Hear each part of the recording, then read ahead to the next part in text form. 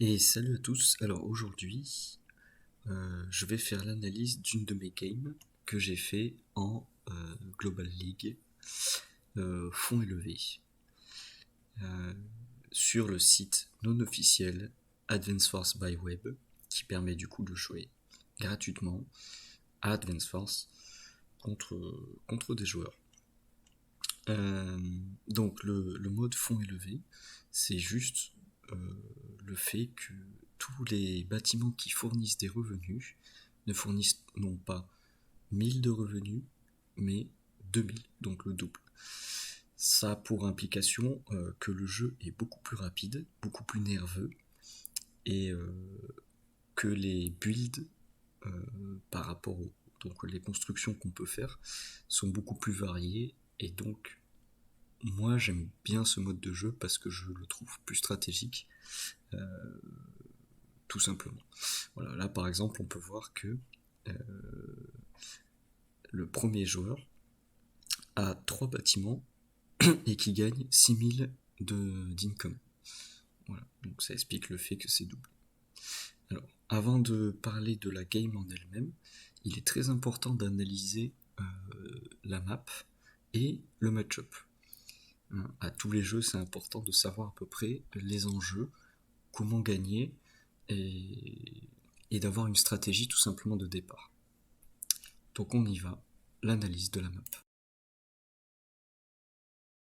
Donc, la map. Alors, tout d'abord, ce qu'il faut noter, c'est que la map fournit à chaque joueur 2 deux tours de communication. D'accord. C'est très important quand vous analysez la map de vous focaliser dans un premier temps par rapport au nombre de tours pour chaque joueur. Pourquoi? Parce qu'une tour de communication, donc les bâtiments qui se trouvent ici, ici, ici et ici, quand vous les capturez, elles ne vous font pas de revenus. Par contre, elles vous offrent quelque chose de beaucoup plus fort, qui dit que toutes vos unités, sans exception, vont avoir 10% de dégâts supplémentaires. Donc 10% c'est conséquent, c'est pas mal, puisque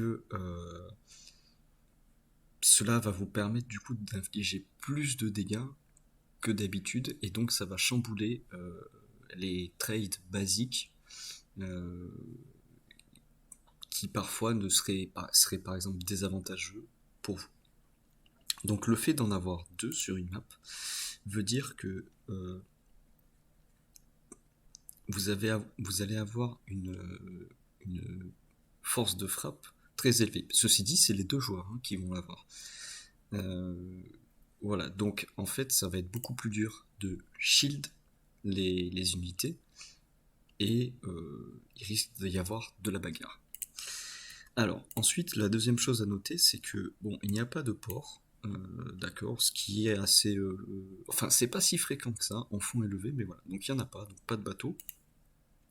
Il y a un aéroport, qui se trouve ici et ici.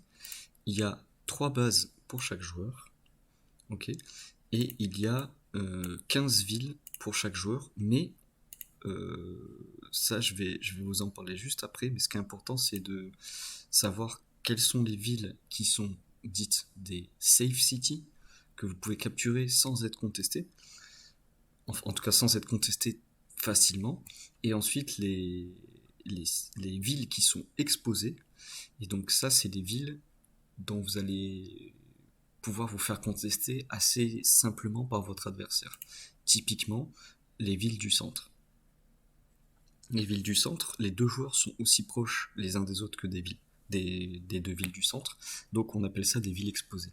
Et en fait, c'est ces villes-là, quand vous analysez une map, qu'il faut à tout prix localiser. Toutes les autres villes, limite, j'ai envie de dire, on s'en fiche pour le moment. Ce qui est très important d'avoir en tête, c'est les villes exposées. Parce que si vous identifiez les villes exposées et que vous formez votre stratégie à partir de là, vous allez avoir un avantage considérable sur votre adversaire, puisque de toute façon, il ne pourra pas vous mettre trop la pression sur d'autres coins de la map. Voilà. Donc savoir où sont les zones dangereuses, et en l'occurrence, ce sont les villes exposées, les zones les plus dangereuses dans une map. Donc voilà, donc une map assez normale, à part les deux tours de communication. Sinon, en termes de revenus, c'est à peu près normal, hein. Ça fait, euh, ça fait 34 000, pardon, ça fait 38 000, d'accord? 38 000, un peu moins, en fait, un peu moins de 38 000, s'il y a les villes exposées, pour les deux joueurs. Ce qui est quelque chose de normal, c'est pas une map au-dessus de 40K, c'est une map avec beaucoup de revenus pour les deux joueurs. Voilà, donc, bon, ça c'était pour les bâtiments. Maintenant, on va s'intéresser aussi à la position, hein. C'est important de savoir combien il y a d'aéroports, de tours, etc. Mais c'est plus important aussi de savoir où ils sont sur la map, parce que ça change beaucoup de choses. Donc, la première chose qu'on peut remarquer, c'est qu'il y a une tour de communication qui est très safe pour les deux joueurs, hein. Celle-là, je vous garantis, aucun des deux joueurs ne va la capturer. Enfin, aucun des adversaires ne va la capturer à son opposant, hein. Le vert ne va jamais capturer cette tour-là et le orange ne va jamais capturer celle-là. Donc ça, ce sont des safe comme tower. Par contre, il y en a deux autres qui sont exposés. Ok. Donc comme je vous ai dit, ils sont relativement, on peut facilement les pressuriser, quoi, hein, des deux côtés. Donc ce sont ceux-là qui vont plutôt nous intéresser. Dans un deuxième temps, l'aéroport est placé plutôt au centre, mais il y a un petit truc qui fait que, en fait, il n'est pas si bien placé que ça. Pourquoi? Parce que, en fait, les unités aériennes vont perdre 4 tours s'ils veulent se mettre là pour après aller bien au centre. D'accord? Enfin, pardon, ils vont perdre 4 de mouvement. Ok? Donc, s'il n'y avait pas ce petit tuyau ici, l'aéroport serait très bien placé parce qu'on appellerait ça un aéroport centralisé, hein. Une unité pourrait par exemple faire 1, 2, 3, 4, 5, 6 et direct être au centre. Si ce n'est pas le cas, il perd un peu de mobilité. Mais il est quand même assez proche du centre. Donc il est assez important pour... là, après, à partir de la position, vous pouvez faire vos propres déductions.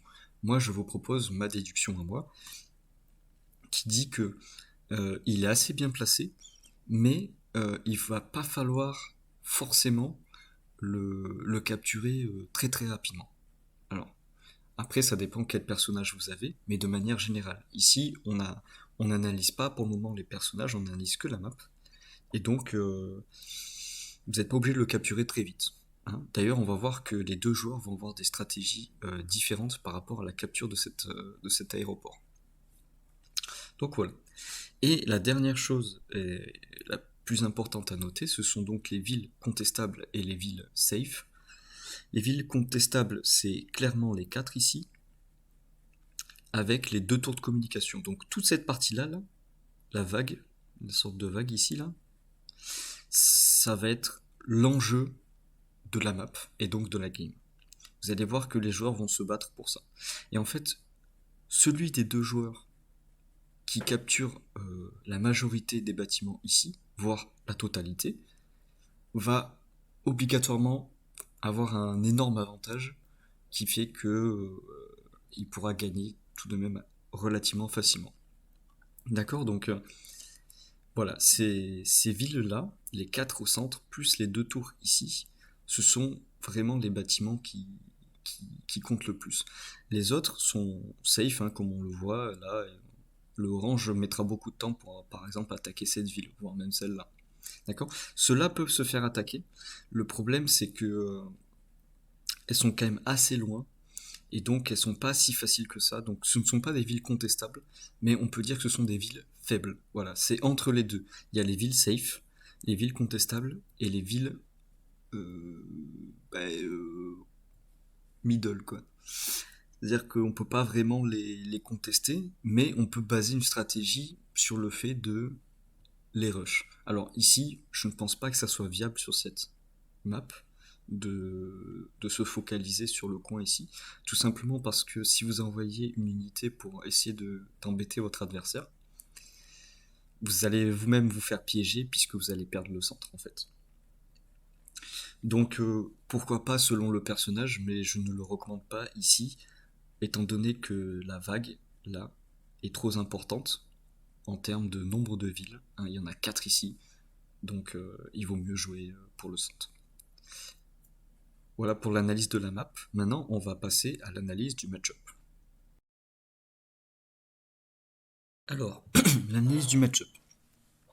Tout d'abord, Sensei, donc le personnage que j'ai choisi.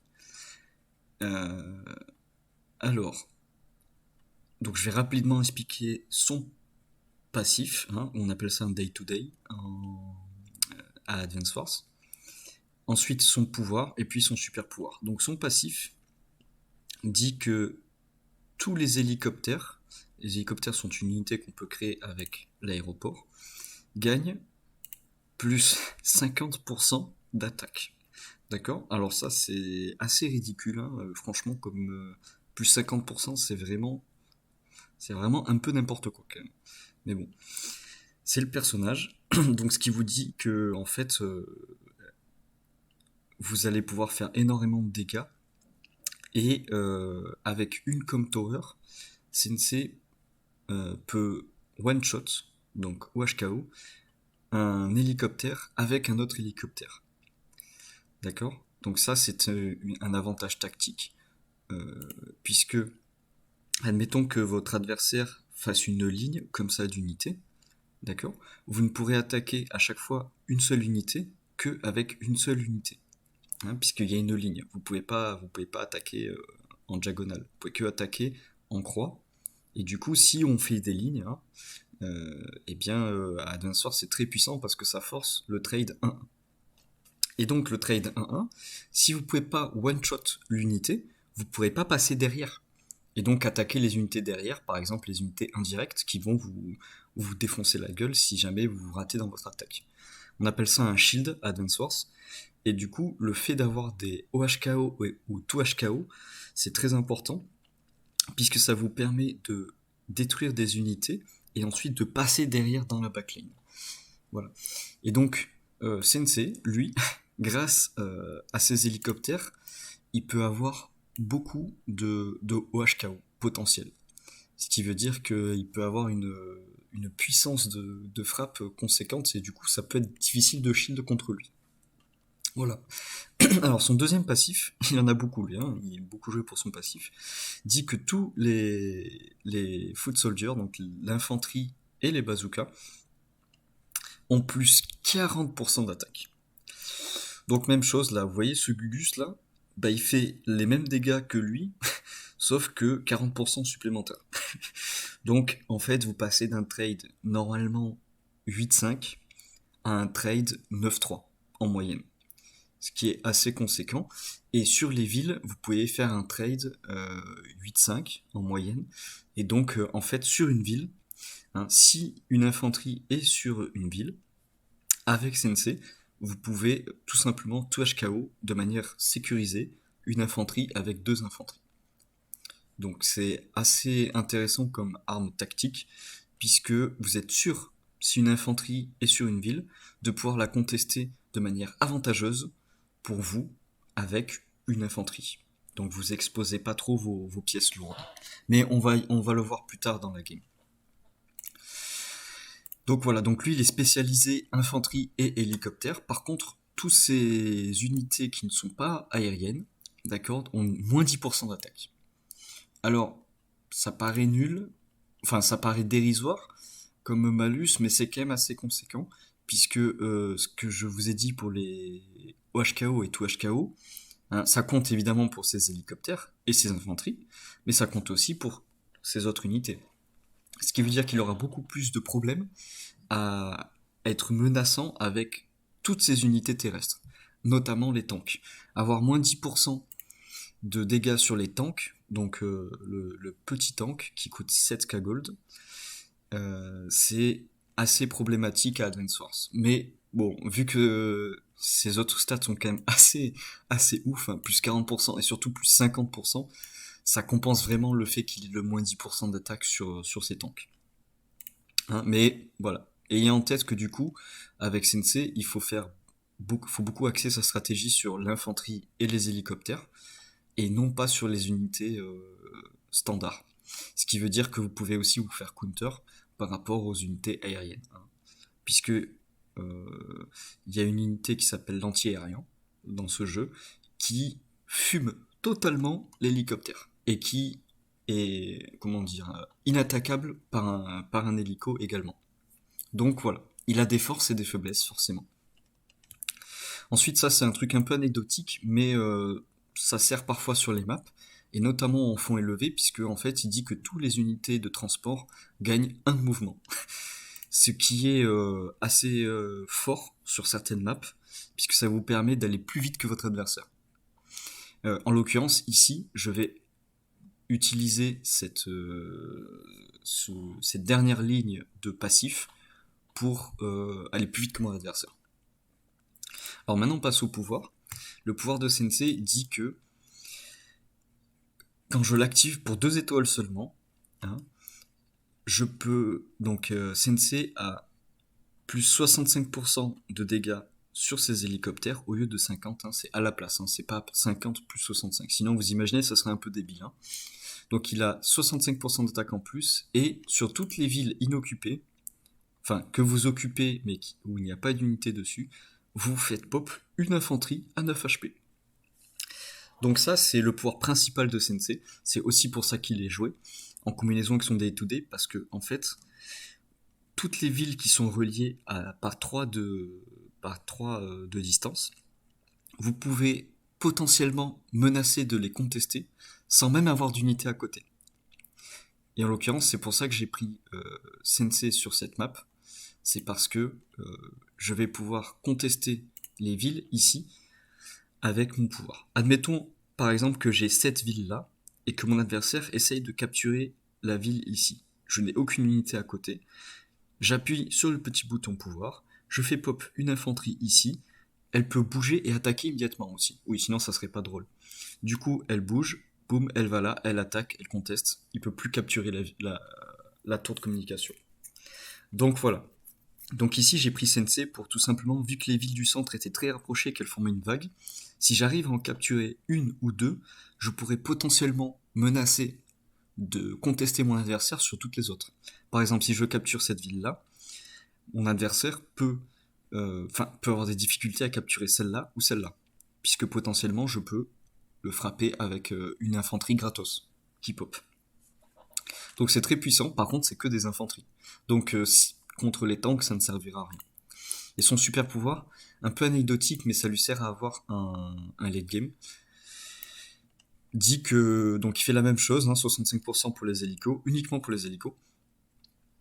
Et au lieu de faire pop des infanteries, il fait pop des bazookas sur toutes les villes. Donc le bazooka, c'est une unité beaucoup plus forte quand elle attaque contre les véhicules non blindés, donc les simple vehicles, ok. Et donc contre les tanks notamment, c'est assez fort parce que vous pouvez protéger des unités en mettant à côté de villes, en les mettant à côté de villes où il n'y a pas d'unité. Tout simplement, si par exemple votre adversaire vous attaque avec une unité, vous allez pouvoir faire le super pouvoir, faire pop un bazooka, attaquer le tank, et je rappelle que les bazookas de Sensei, ils ont plus 40% d'attaque. D'accord ? Donc avec une com tower, ça fait plus 50% d'attaque, et en fait ça fait plus 60 parce que quand vous utilisez un pouvoir ou un super pouvoir sur Advance Wars by Web, uniquement sur Advance Wars by Web, hein, dans les versions de jeu, normalement ça y est pas, mais je trouve ça beaucoup mieux.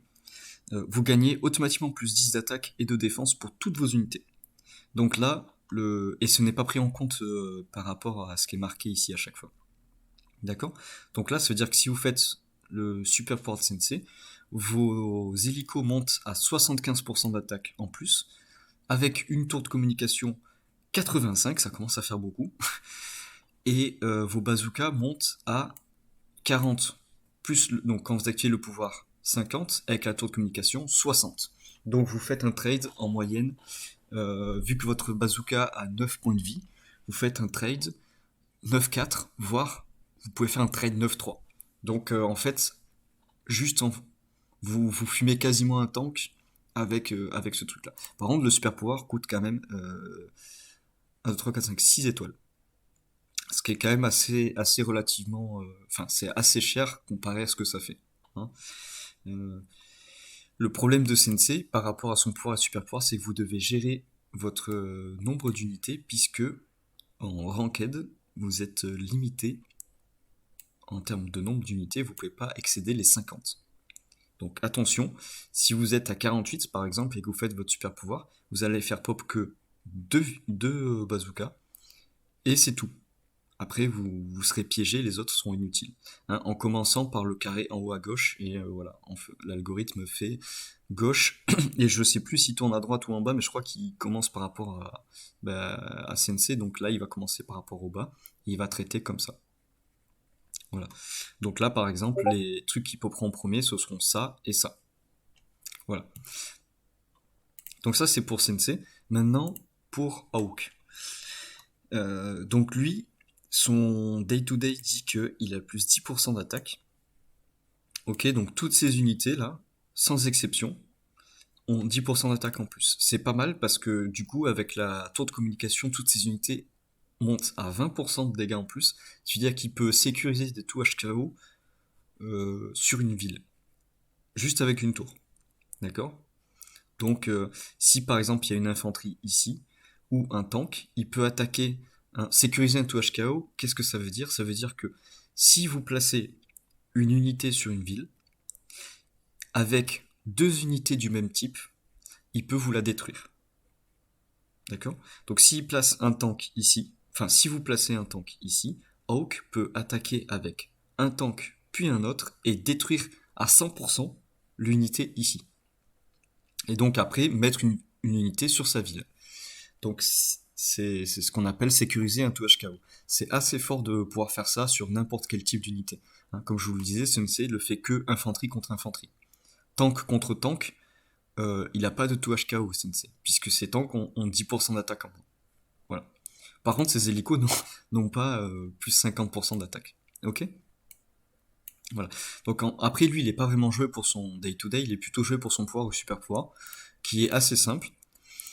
Son pouvoir dit pour 5 étoiles que vous infligez un point de dégâts à toutes les unités sans exception adverse, et toutes vos unités se soignent de 1 HP. Donc vous faites basiquement un plus 1 moins 1 en termes d'unit value. D'accord? Qui est ici l'unit value. L'unit value, c'est toutes vos unités et ce qu'elles coûtent en argent par rapport à leur point de vie.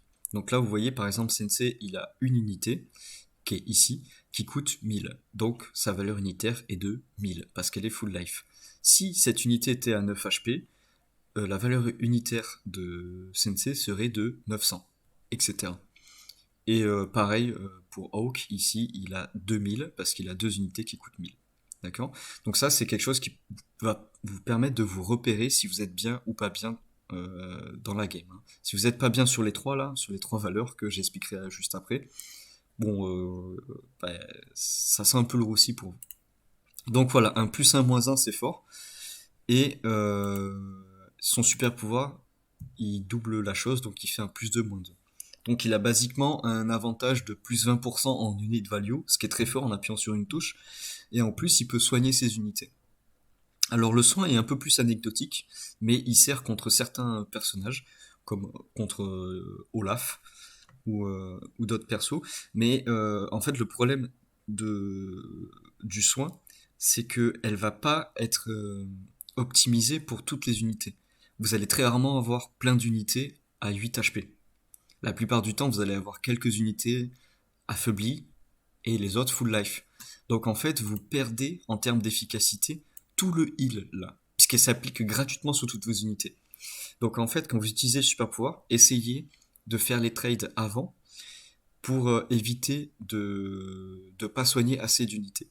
Mais dans un autre temps, si vous le faites après, vous n'allez pas du coup peut-être rater certains tout HKO, puisque votre adversaire aura des unités full life. Voilà. Donc il est assez dur à placer le super pouvoir de Hawk, et le pouvoir aussi d'ailleurs, en termes de valeur maximale d'efficacité.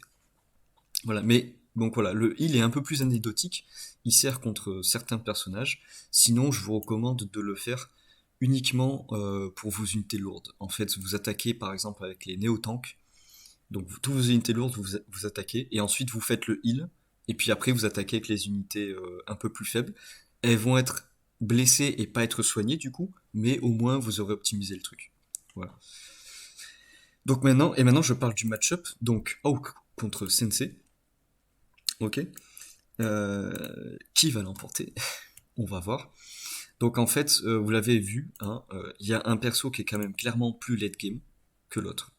Hawk est assez late game puisque en fait il va pouvoir avoir un énorme avantage en fin de partie puisqu'il fait des dégâts de zone hein, complètement. Et il a pas un passif dégueu non plus, mais il est pas si bien que ça. Enfin, il est bien, mais il a beaucoup plus fort.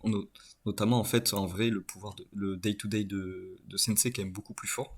Puisque en début de partie, vous avez plus d'infanterie que de tank, par exemple. Et donc, Sensei peut beaucoup plus mettre la pression que Hawk. Donc, la stratégie de Sensei, ça va être, hormis, bien sûr, comme je l'ai dit pour les deux joueurs, de capturer le plus de bâtiments dans cette vague-là, ça va être de justement mettre la pression à Hawk en early, prendre un avantage en termes de revenus. Donc ça, l'income, c'est l'argent que vous gagnez à chaque début de tour. Hein. Vous voyez là, il y a 3 bâtiments, donc Sensei gagne à chaque fois 6000 d'argent, puisque c'est doublé en fonds élevés.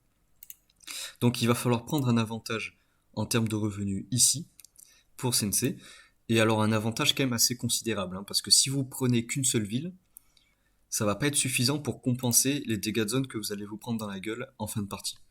D'accord? Donc Sensei, c'est un personnage assez dur à jouer parce qu'il faut très bien jouer l'early.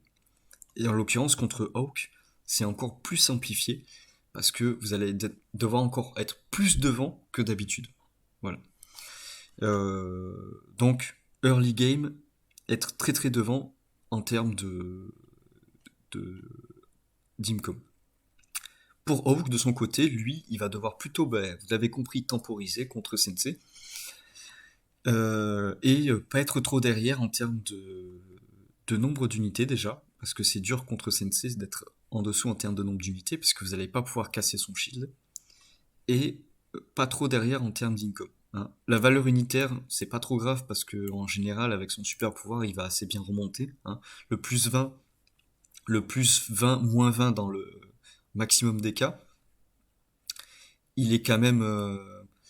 Enfin, il est quand même dur à réaliser, mais voilà, il fait quand même assez mal en late game, donc Hawk sera bien en termes de valeur unitaire à la fin de la partie. C'est surtout donc l'income et le nombre d'unités qui est dangereux. Donc, la stratégie pour les deux joueurs ici, elle est simple et elle est connue pour les deux joueurs. Hein. Waylon, je crois que ça se prononce comme ça, est un bon joueur, donc il savait très bien ce qu'il devait faire pour battre Sensei. Voilà, donc maintenant que les enjeux sont mis, hein, on va passer au gros du morceau, la game. Donc ici, c'est Sensei qui commence. Donc au début, je vais faire vraiment unité par unité pour bien comprendre hein, dans la phase d'opening. C'est important de bien voir chaque mouvement. Après, j'irai plus vite. Voilà. Donc là, évidemment, d'accord, pour équilibrer en fond élevé, ce qu'on fait, c'est qu'on place souvent une ville dans la base adverse, déjà capturée par le joueur en second. D'accord, ça permet d'équilibrer en termes d'income, puisque du coup, ce qui se passe, c'est que vous l'avez vu ici, euh, voilà, ici, vous l'avez vu, le joueur en premier a une unité de base et il peut jouer avant le joueur en second. Donc ça, dans les jeux Advance Wars, évidemment, ils s'en foutent de l'équilibrage, donc le joueur qui commence a toujours un avantage. Sur Advance Wars by Web, on se fout pas de l'équilibrage, et du coup, il faut bien équilibrer le fait de commencer en premier ou en deuxième, vu que c'est du tour par tour. Et donc, la tactique en général, c'est de mettre plus d'infanterie pour le joueur en second, sauf qu'en fond élevé, ça suffit pas d'avoir plus d'infanterie, parce que vu qu'on gagne plus d'argent, voilà, c'est un peu plus compliqué. Donc la technique trouvée, c'est de donner plus de revenus également aux joueurs en second, mais pas trop non plus, juste pendant un tour. Et donc ça symbolise le fait de mettre une ville capturée juste à côté d'une base, en gros. D'accord? Comme ça, il aura juste, là, vous voyez, 6000 à 8000, sauf que c'est que pendant un tour. Donc ça équilibre vraiment le truc. Si c'était pendant 2 ou 3 tours, hein, ça serait bah, forcément déséquilibré pour le joueur, cette fois-ci, qui joue en premier et non pas en second. Voilà. Donc autant capturer cette ville-là. Alors, la chose importante en early, hein, ce qu'on appelle, donc soit on l'appelle l'early game, soit la capture phase, c'est pour les deux joueurs de toujours capturer la base neutre en premier, d'accord, la neutral base. Parce que plus vite vous capturez la neutral base, plus vite vous allez pouvoir créer des infanteries ou d'autres unités à partir de celle-là, et donc avoir une unité par exemple de plus par tour que votre adversaire, si lui ne la capture pas. Voilà. Donc toujours rusher en premier, même s'il y a des villes sur au milieu, quoi. Bon là c'est pas le cas, mais sur certaines maps c'est le cas. Toujours en premier la base. Alors je sais que des forts joueurs des fois font des skips, hein, au lieu de capturer la base, ils capturent quand même la ville au milieu. Bon alors ça, c'est plutôt pour pour le haut niveau, d'accord. Et en plus c'est surtout en standard. Donc quand c'est simplement 1000 de revenus pour chaque joueur, puisqu'ici là en fond élevé je vous conseille pas de le faire, vous allez vraiment prendre trop de retard. Voilà. Donc en fond élevé je le déconseille fortement, j'ai jamais vu personne le faire encore. Voilà. Peut-être que sur une map en particulier ça pourra être le cas, mais voilà. Dites-vous que aussi les règles que j'évoque ici ce sont vraiment des règles générales, et du coup il peut y avoir certains contre-exemples vraiment perchés, voilà, sur certaines maps, mais en général, elles restent quand même valides, hein. Voilà, donc ici, il va se passer la même chose pour l'adversaire. Alors pourquoi ça ne marche pas?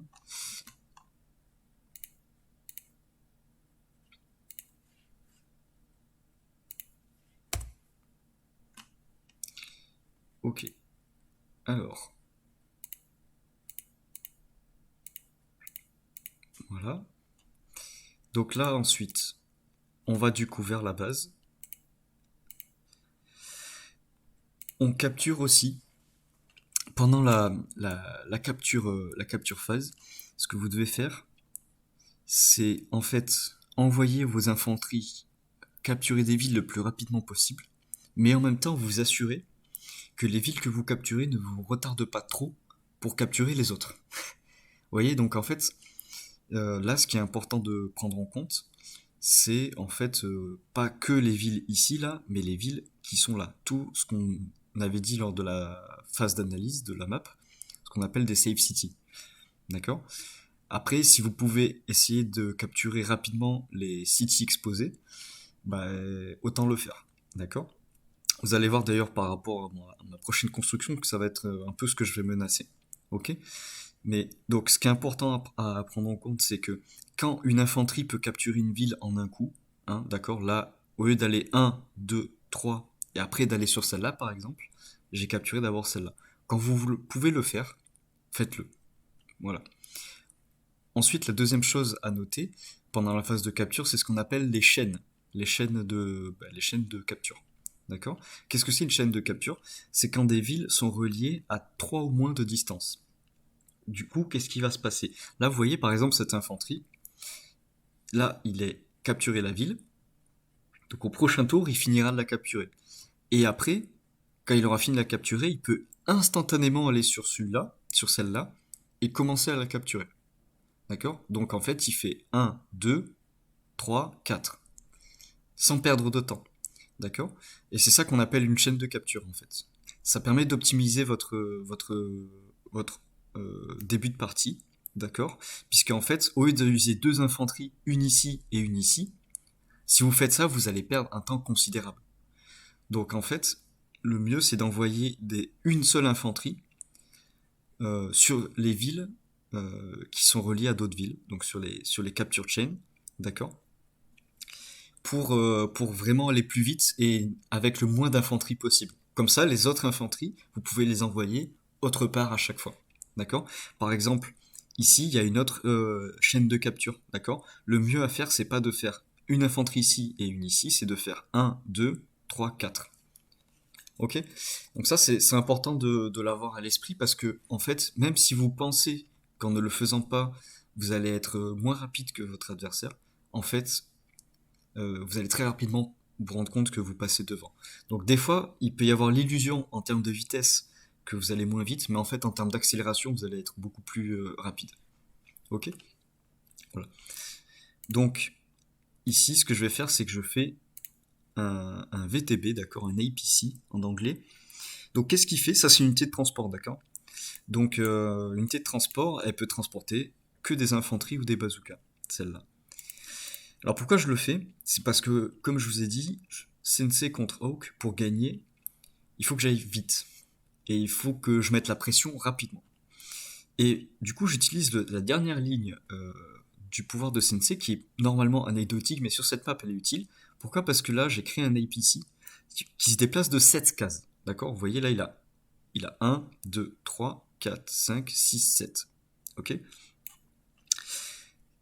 Mon adversaire, s'il crée un APC, il aura que 6 de mouvement. Ce qui veut dire que là, je menace. Ça paraît un move pas agressif, mais en fait, c'est un move agressif de ma part. Pourquoi? Parce que au prochain tour, lui, il a fini la phase de capture. Donc il peut aller dans l'APC. Je peux mettre l'APC 1, 2, 3, 4, 5, 6, 7 ici et déposer l'infanterie juste à côté. Et du coup, qu'est-ce qui se passe là? Il se passe que mon infanterie, s'il est là, il peut aller directement sur une ville contestée. Donc comme je vous ai dit, au prochain tour, je menace déjà peut-être de capturer une ville exposée. Et souvenez-vous, je vous ai dit, si j'arrive avec Sensei à capturer une ville exposée, après, juste avec mon pouvoir, je pourrais menacer de contester les autres à 3 cases.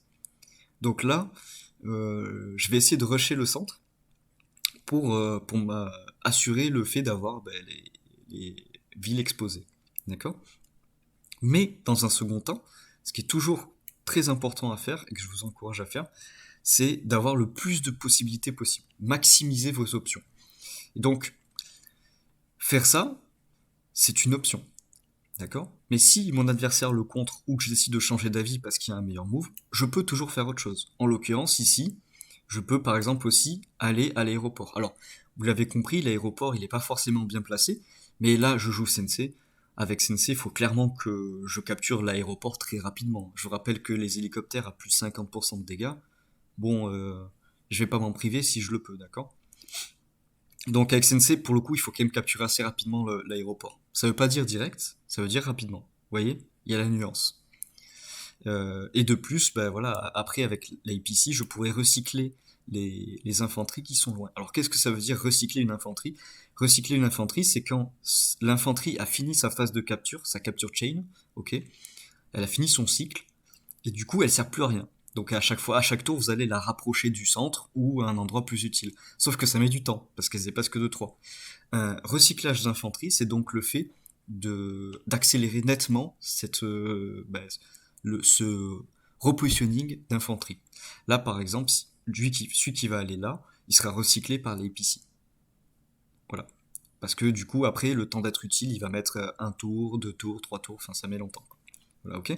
Donc ça, c'est un move agressif de ma part. On va voir comment mon adversaire y répond. Alors pour le moment, il finit ses captures. Voilà. Et il crée un tank. Donc, pourquoi c'est bien de créer un tank? Ici, alors déjà, je dois dire pourquoi le fait de créer un tank peut être dangereux dans l'opening, surtout en fond élevé, parce que créer un tank, ça veut dire avoir une infanterie de moins. Ce qui veut dire aller beaucoup moins vite dans la phase de capture. D'accord? Là, pour le moment, il y a 5 infanteries à 4, ce qui est normal, il a commencé avec une de plus. Sauf que lui, il a créé un tank qui ne va pas l'aider à aller plus vite, alors que moi, j'ai créé un APC qui va me permettre d'aller plus vite, dans tous les cas. Même si c'est pas une infanterie. Ok? Donc je vais aller beaucoup plus vite que lui en early. Alors maintenant, pourquoi c'est pas une mauvaise idée le tank? C'est parce qu'en fait, vous voyez que le tank, il se déplace de 6, donc 1, 2, 3, 4, 5, 6 par exemple, et il peut faire 1, 2, 3, 4, 5, 6. Ok? Mais il peut aussi le mettre là, par exemple là, hein, et ensuite faire 1, 2, 3, 4, 5, 6, boum, et attaquer la ville exposée ici. Ce qui veut dire que si là, au prochain coup, je fais le plan que je vous ai dit, infanterie, APC ici, menace de capture de la ville ici, lui il a juste à bouger le tank là, boum, et il me menace la phase de capture. Ce qui veut dire que si, à mon tour, je vais capturer cette ville là, d'accord, il peut simplement bouger son tank, boum, et me contester. D'accord? Donc là, mine de rien, juste avec son tank, il m'empêche cette option-là, de capturer la ville. Du coup, c'est plutôt une bonne réponse de sa part. Parce que sinon, je pouvais y aller, quoi, comme je vous ai dit. Alors, pourquoi ne pas créer un APC à ce moment-là? En fait, le problème, c'est que s'il crée un APC, lui, il n'a pas le move des 7 cases. Donc, avec son APC, il pourra faire 1, 2, 3, 4, 5, 6 maximum et poser l'infanterie soit là, soit là. Et là ou là, dans les deux cas, c'est 1, 2, 3, c'est trop loin de une case, malheureusement, d'une ville au centre. Donc c'est pas vraiment la bonne chose à faire contre Sensei. Je pense que ce qu'il fallait faire, c'est soit le tank, soit l'infanterie. Il a fait le tank et c'est très bien. Capturer la Com Tower trop rapidement, c'est pas une bonne idée non plus. Pourquoi? Parce que je vous rappelle que la tour de communication ne vous fournit pas de revenus. Elle vous fournit juste des dégâts. Donc, dans la phase d'opening, il y aura très rarement des échanges quand même. Donc si vous la capturez trop vite, vous allez perdre en termes de rapidité dans l'ouverture, parce que vous allez gagner moins d'argent que votre adversaire. Et si vous la capturez pas assez vite, vous allez perdre des dégâts quand les fights vont commencer. Donc en fait, la tour de communication, ce qu'il faut faire, c'est une question de timing. Il faut la capturer exactement au moment où vous allez commencer à vous battre. Voilà. Ok. Donc c'est pas une bonne idée pour lui de créer l'APC juste pour viser la tour de communication rapidement. Voilà. Donc maintenant, comment j'ai répondu? Du coup, je vais sur les bases, j'envoie vers l'avant, très important. Vous voyez, cette tour-là, je ne cherche pas à la capturer direct en faisant 1, 2, et après en allant là. Et je ne mets pas non plus mon infanterie là, 1, 2, 3, pour aller sur la ville ici, puisque c'est lui qui va s'en charger. Lui, sa chaîne de capture, elle est claire, elle est définie. C'est 1, 2, et soit fuis ici ou ici, mais terminé, d'accord? Donc si cette infanterie, je l'envoie là, puis là, je ne vais pas envoyer une deuxième infanterie pour aller là ou là, d'accord? Ça paraît simple et facile quand je le dis, d'accord? Mais c'est des choses qu'il faut avoir à l'esprit quand vous jouez, parce que ça fait nettement une différence. Là, si j'avais envoyé mon infanterie en arrière, j'aurais perdu du temps, par exemple. D'accord? Donc réfléchissez bien à optimiser au maximum le move de vos infanteries. Surtout si vous avez Sensei, parce que comme je vous ai dit, Sensei, il n'a pas trop le choix. Contre Hawk, il doit être très fort en early. Contre d'autres persos, il a besoin d'être fort en early, d'accord, c'est son avantage, mais des fois un peu moins. Donc là, vraiment, il faut pas trop faire d'erreurs, quoi. Sinon, vous allez prendre un désavantage direct, quoi. Ok, alors qu'est-ce que je vais faire avec votre APC, avec mon APC à votre avis? Hop, et voilà. Et je décide de maximiser mes options. Alors pourquoi je le mets là? Parce que en mettant l'APC ici, et en posant l'infanterie ici, avec mon infanterie, je peux aller soit là, soit là, soit sur l'aéroport. Et en mettant l'APC ici, je peux directement, avec cette infanterie-là, aller sur l'APC, hop, et le repositionner directement. Donc vous voyez, je fais d'une pierre deux coups. Non seulement je place bien mon infanterie, mais en plus je place bien mon APC qui pourra directement agir sur l'infanterie ici. Là, je peux faire 1, 2, 3, boum, le rentrer ici, par exemple, re-aller au centre. Par exemple, s'il éloigne son tank du centre, je peux mettre lui ici, boum, aller au centre, lui capturer l'aéroport direct. Vous voyez? Donc j'optimise vraiment mes unités. Si à chaque tour, vous mettez l'unité sur la meilleure case possible, forcément, vous faites un bon départ, quoi. Donc lui, qu'est-ce qu'il a joué? Voilà, il rapproche son tank du centre au cas où, hein, et il a bien raison. Et après, il fait full infanterie. Donc pour le moment, ça va. Sensei a forcément un petit avantage hein, dû à son day-to-day et à la création de l'APC du coup, qui ne pouvait pas être copié. Hein. Des fois, vous pouvez copier votre adversaire hein, sur la phase d'opening. Ici, vu que vous n'avez pas le même personnage, enfin vu qu'il n'y a pas le même personnage pour les deux joueurs, c'est relativement compliqué de copier son adversaire. En l'occurrence, ici, s'il copiait avec l'APC, comme je vous ai dit, c'était compliqué. Voilà, donc là, encore une fois, lui, il va pas derrière. Parce que ça ne m'intéresse pas pour le moment de capturer la tour, et lui, il va y aller. Donc il va vers l'avant, il va se rendre plus utile. Alors, du coup, l'APC qui était ici a déposé l'infanterie ici. Pourquoi l'infanterie ici? Parce que là, il peut aller soit là, soit là. Donc je maximise mes options. J'ai le choix entre deux villes possibles, on verra sur laquelle je vais. Ensuite, je mets l'APC ici pour recycler lui. D'accord, au prochain tour, au lieu de faire 1, 2, 3 et de perdre du temps, il va faire 1, 2, 3, boum, et il pourra direct être actif au prochain tour. Vous voyez? Plus vous recyclez vos infanteries, plus vous allez aller vite.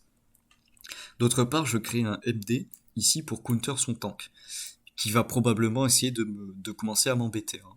D'accord, il va se mettre là et tout. Pourquoi ne pas avoir créé un tank? Parce que le problème des tanks de Sensei, c'est qu'ils ont 10% d'attaque en moins. Et ça, c'est chiant.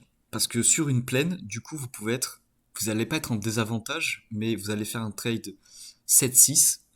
Bon, 8-6 si vous êtes chanceux, mais en général, ça sera plutôt 7-6. Et du coup, 7-6, c'est pas une bonne chose pour vous, puisque du coup, le tank peut après répondre et faire un bon trade.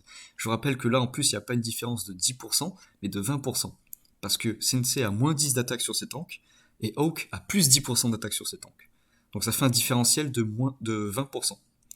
Donc si j'avais créé un tank ici, j'aurais pu un peu le contester, c'est vrai, mais pas de manière efficace. Alors que là, mon MD, il est déjà immunisé au tank, et en plus, il va complètement le fumer, quoi.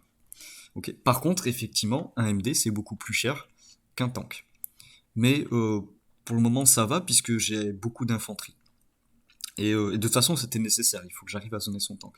Donc là, soit il va continuer et persister vers là, soit il va changer de cap et essayer de commencer à m'embêter par là. Mais s'il m'embête par là, c'est pas grave, parce que ça, ce sont mes villes safe, j'aurai le temps de voir venir et de le contrer.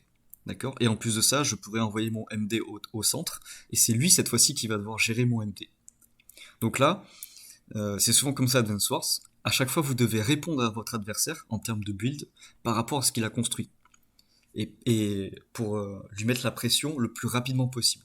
Il a créé un tank, il me met la pression, je crée un MD, je lui mets la pression. Il faut qu'il réponde, etc., etc.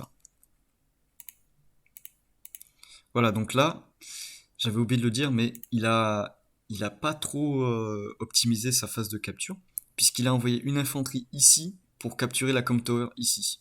D'accord. Il voulait la capturer rapidement. Euh, c'est un choix contestable et ici je pense que c'est une mauvaise stratégie vraiment, puisque du coup il va perdre trop de temps à capturer les villes ici qui sont un peu loin. Et plus tard dans la game, il va devoir investir beaucoup d'unités pour protéger ses infanteries qui vont devoir capturer les villes de ce côté-là. Donc là, il commence déjà à faire des erreurs dans l'ouverture et contre Sensei, ça pardonne pas, hein. Si le joueur est pas trop dégueu avec Sensei, il peut rapidement prendre l'avantage. Ce qui est l'objectif de Sensei contre Hawk. Ok, ensuite, là il capture la ville à côté, c'est très bien. Il se rapproche, il commence une capture chain. Alors là, moi j'aurais plutôt capturé celle-là. Donc ce qu'il fait, c'est très bien, c'est qu'il capture une ville, donc située à 3 d'une autre, donc une capture chain. Sauf que celle-là est plus proche du centre que celle-là. Donc le mieux, ça aurait été quand même de capturer celle-là, puis celle-là s'il a le temps.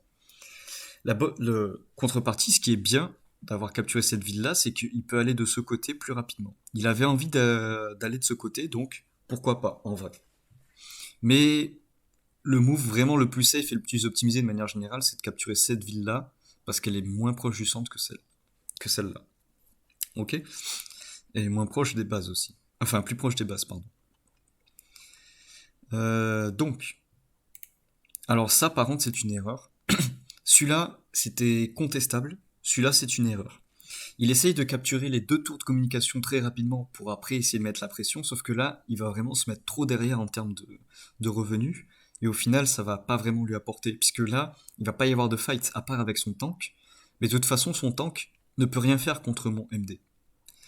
Donc c'est inutile, il va juste me fumer l'infanterie ici, mais bon, tant pis, hein, c'est pas grave, mais il va perdre un tank.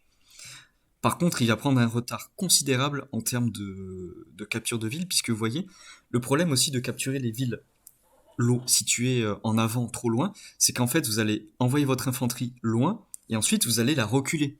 Vous voyez, si lui, il veut aller ensuite là, il doit reculer. Donc, c'est pas un bon move d'envoyer en avant puis de reculer, puisque si vous reculez, votre infanterie ne sera plus vers le centre, et donc il sera moins efficace. Donc le mieux, c'est de capturer les villes tout en même temps en vous rapprochant du centre et des villes contestées, pour mettre la pression à votre adversaire. Donc vous voyez, c'est vraiment une phase de timing où en fait vous devez capturer les villes les plus proches, mais en même temps essayer de vous rapprocher du centre assez vite, et d'utiliser les chaînes de capture. Donc ici, là, le fait de capturer ça, ça va vraiment le mettre en retard. Et en plus de ça, lui là, je sais pas comment il va faire pour le recycler.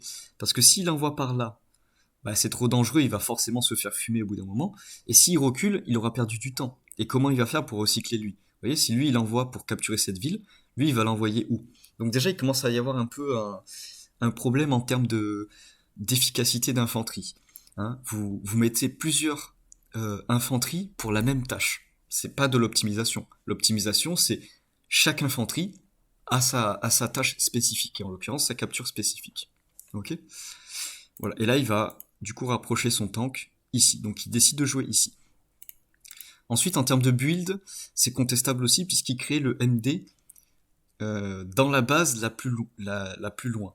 Ce qui veut dire que son MD va mettre beaucoup de temps à venir contester le mien. Donc ici, je comprends pourquoi il a fait ça. Pourquoi il a fait ça pour avoir des infanteries plus proches des villes. Vous voyez, celui-là, il met un tour, deux tours pour capturer, et celui-là, pareil. Un tour, deux tours, ou un tour, deux tours. Le problème, c'est que pourquoi il a fait ça? Il crée des infanteries ici, à cause de quoi? À cause de ça. D'accord? S'il n'avait pas fait ça, il n'avait pas besoin de créer des infanteries en urgence aussi proches des villes, pour pas être trop en retard. Et du coup, il aurait pu créer un MD ici, qui va pouvoir beaucoup plus être centralisé rapidement. Donc vous voyez, là, à cause de cette erreur-là, il a dû créer le MD ici. Bon, voilà. De manière générale, j'aurais quand même créé un MD ici, je pense. Parce que là, il va être vraiment trop loin de l'action au début. Mais bon. Aussi, à noter, je pense qu'il a voulu capturer les deux tours de communication. Parce que dans sa tête, il voulait le faire pour répondre à mon tank. Si là, je faisais un tank normal, un simple tank, il y avait un différentiel du coup de moins 10, plus 20, plus 30. Donc un différentiel de 40%. Et donc il se disait, bah, tank contre tank avec un différentiel de 40%, je gagne. Le problème c'est que j'ai créé un MD tank, qui counter totalement du coup cette un peu stratégie d'agression très très rapide, même si c'est contestable. Donc là vraiment il fallait changer sa phase de capture et capturer la ville en premier. Ouais. C'est important quand d'avoir une idée en tête, c'est vrai, mais c'est important aussi de ne pas être obstiné par son idée et que si vous avez un meilleur move à faire, bah, il faut mettre son ego de côté et ok, bah, y aller et dire j'ai un meilleur move à faire. Voilà. Donc là, on va bientôt commencer à faire du tour par tour et non plus du unité par unité. Je finis la capture ici. Je commence celle en bas, la chaîne de capture. Ensuite, je vais. Alors, je décide de capturer celle-là parce que je me disais que celui-là, il est bien d'aller là, puis là. Ou au pire, il pourrait aller sur l'IPC. Et surtout aussi parce que cette ville-là, hein, vous voyez, si je fais une infanterie ici, je peux pas faire 1, 2, 3, puis 1, 2, 3, 4. Il me manque un mouvement. Donc, potentiellement, avec cette infanterie-là, d'accord, je dois choisir si je vais là ou là. Donc si je vais là et que je crée une infanterie ici, je vais devoir utiliser 2 tours pour après commencer la capture ici. Alors que si je laisse cette ville-là à une potentielle infanterie ici, je m'offre la possibilité de la capturer en 2 tours. Donc encore une fois, je m'offre le plus d'options possible. Je maximise mes choix. Et maximiser ses choix à un jeu stratégie, c'est en général une condition nécessaire mais pas suffisante pour l'emporter. Donc je décide de capturer cette ville-là. Dans tous les cas, s'il me conteste, c'est pas grave, hein, j'ai le MD, il va me retarder sur une ville. Mais bon, il va perdre 7K gold. Voilà. Et ensuite, lui, je l'envoie ici pour, si jamais il m'attaque cette infanterie-là, pouvoir commencer la capture chain ici. Vous voyez? Un tank, l'APC ici. Alors pourquoi ici et pas là? Là, c'était contestable, mais c'est parce que je voulais directement commencer à aller à capturer cette com tower, puisque là, les fights, dans 2 tours, ils vont commencer. Donc si je le mets là, je sais que dans 2 tours, je pourrais aussi avoir des dégâts. Puisque là, il a vraiment orienté sa stratégie de manière très agressive, et du coup, il faut que j'arrive à répondre un peu. Si je l'avais mis là, j'aurais pu uniquement capturer cette ville-là, mais j'aurais pu recycler celui-là. Sauf que celui-là, je peux déjà le recycler en allant ici. Donc pourquoi utiliser l'APC pour recycler une infanterie que je peux déjà recycler manuellement? Vous voyez? Et donc là, en fait, en faisant ça, je peux... D'accord? Si j'avais mis l'APC ici, par exemple, j'aurais pu recycler celui-là, et ça veut dire que mon APC était condamné à utiliser son tour pour recycler celui-là. Alors que là, en faisant ça, il n'est pas condamné à recycler celui-là. Celui-là, par ses propres moyens, il va se rendre actif. Et donc mon APC, il est libre après d'aller aider une autre infanterie. Par exemple, une qui est ici, en allant ici, etc. etc. Voilà, donc là, deux tanks. Alors pourquoi je crée deux tanks? C'est parce que vu qu'ils commencent à se rapprocher vraiment du centre sans capturer ces safe city, bah il faut bien que je le conteste quand même. Parce que sinon, si je le laisse faire en vrai, je vais justifier sa stratégie. D'accord. Donc non. C'est vrai que j'ai dit que c'était un choix mauvais de manière stratégique, mais uniquement si vous répondez de la façon correcte, évidemment. Hein. Et la façon correcte, c'est tu mets une infanterie trop proche de mes tanks, je te conteste.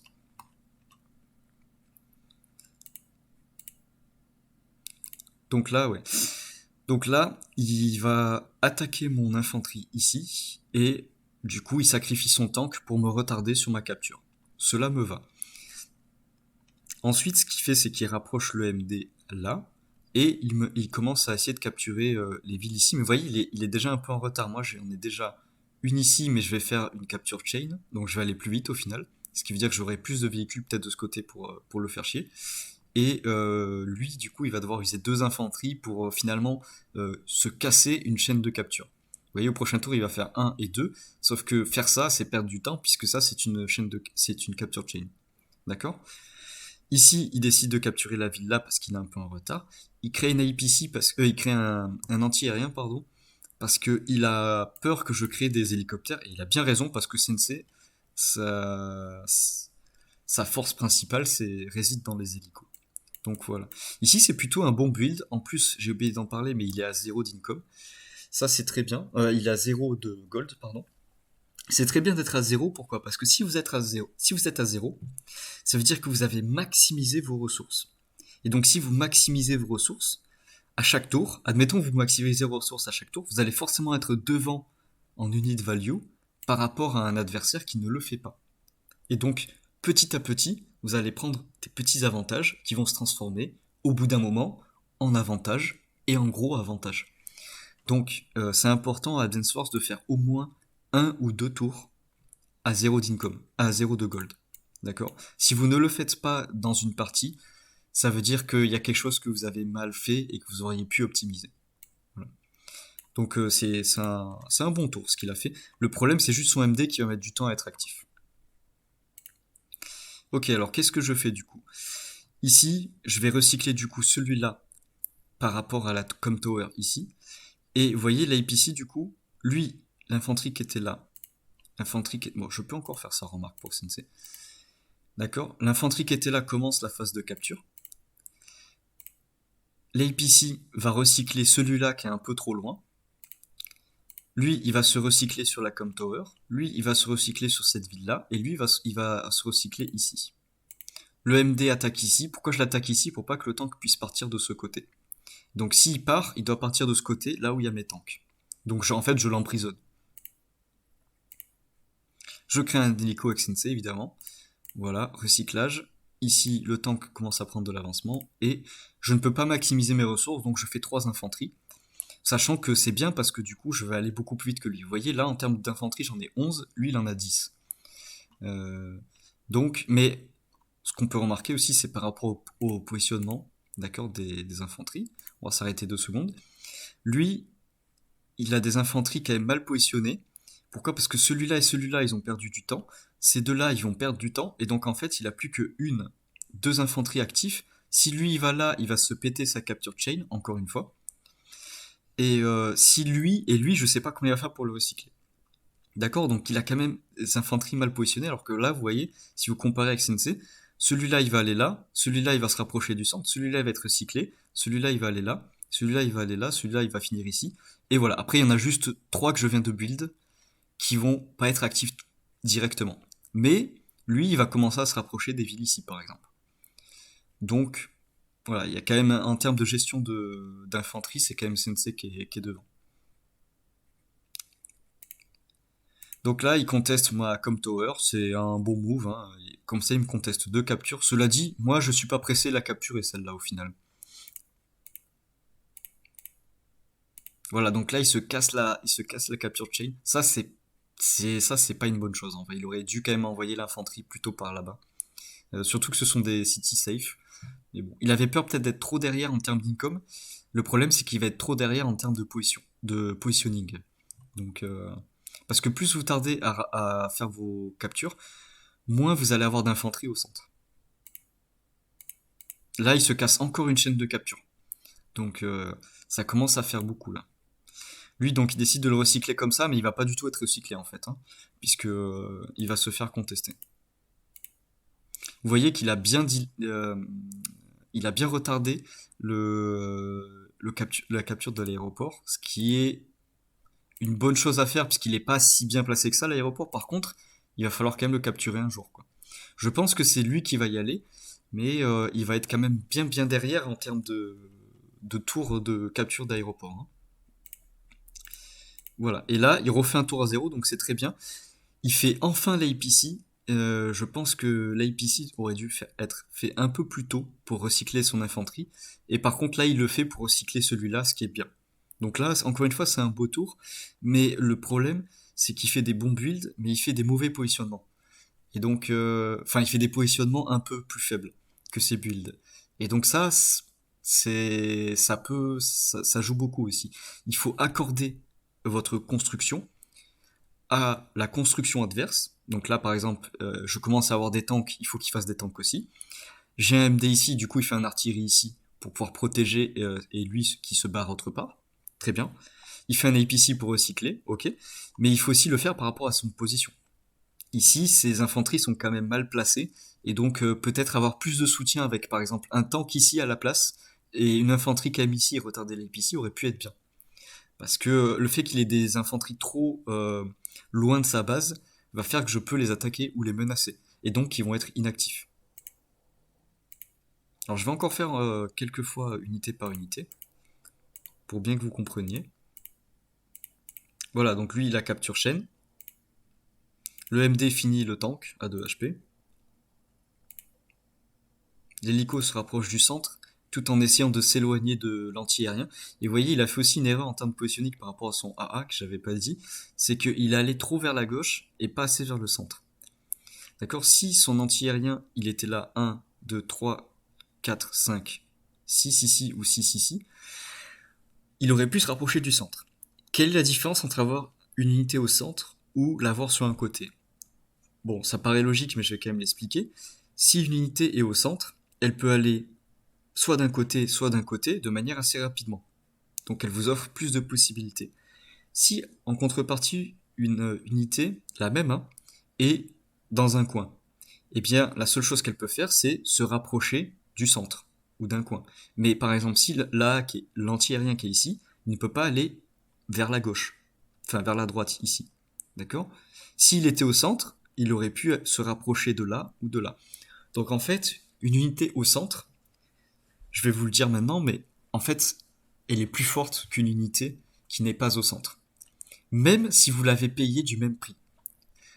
D'accord. Donc c'est pas parce que vous payez une unité plus chère ou moins chère qu'elle va forcément être plus optimisée.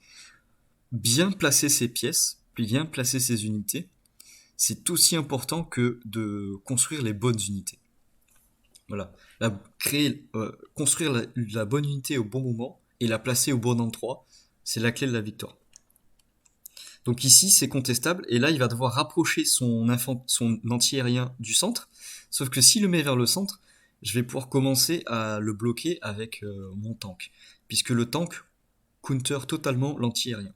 Et donc là, on va passer dans une phase qu'on appelle la phase de zoning. Voilà, donc là, je rapproche le plus possible mon tank, hein, vous voyez, il est à 6 cases, donc 1, 2, 3, 4, 5. Mathématiquement, c'est impossible que ce MD attaque mon tank, donc je le mets ici. Pourquoi mettre mon tank le plus proche possible du MD sans qu'il se fasse toucher? Eh bien, dans ce cas-là, je maximise encore une fois mon déplacement. D'accord? Puisque en le mettant le plus proche possible de son unité, je vais couvrir une plus grande distance en étant safe que si je l'avais mis une case plus loin, par exemple. Et où j'aurais été safe aussi. D'accord? Donc ça, c'est très important d'essayer de mettre vos unités toujours à une case de distance de plus que là où l'unité adverse peut aller. Comme ça, vous êtes safe d'une attaque potentielle et en plus vous couvrez une plus grande distance.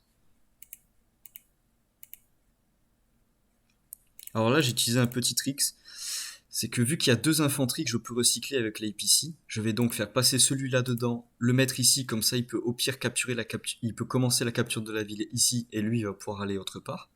Et lui je vais le recycler vraiment avec l'APC. Voilà, et là l'APC va bouger, normalement. Ou peut-être pas. Si, il va bouger, et je vais ici. Voilà, et comme ça je peux recycler. Voilà, alors là je vais expliquer le move. Donc je crée 2 tanks pour encore contester, parce que vous voyez il a que 2 tanks. Il a que 2 tanks, moi j'en ai 4. Donc je vais être devant en termes de nombre de tanks. Et même s'ils sont plus faibles, en général, le joueur qui a le plus de tanks dans une partie va être celui qui va faire la meilleure capture phase.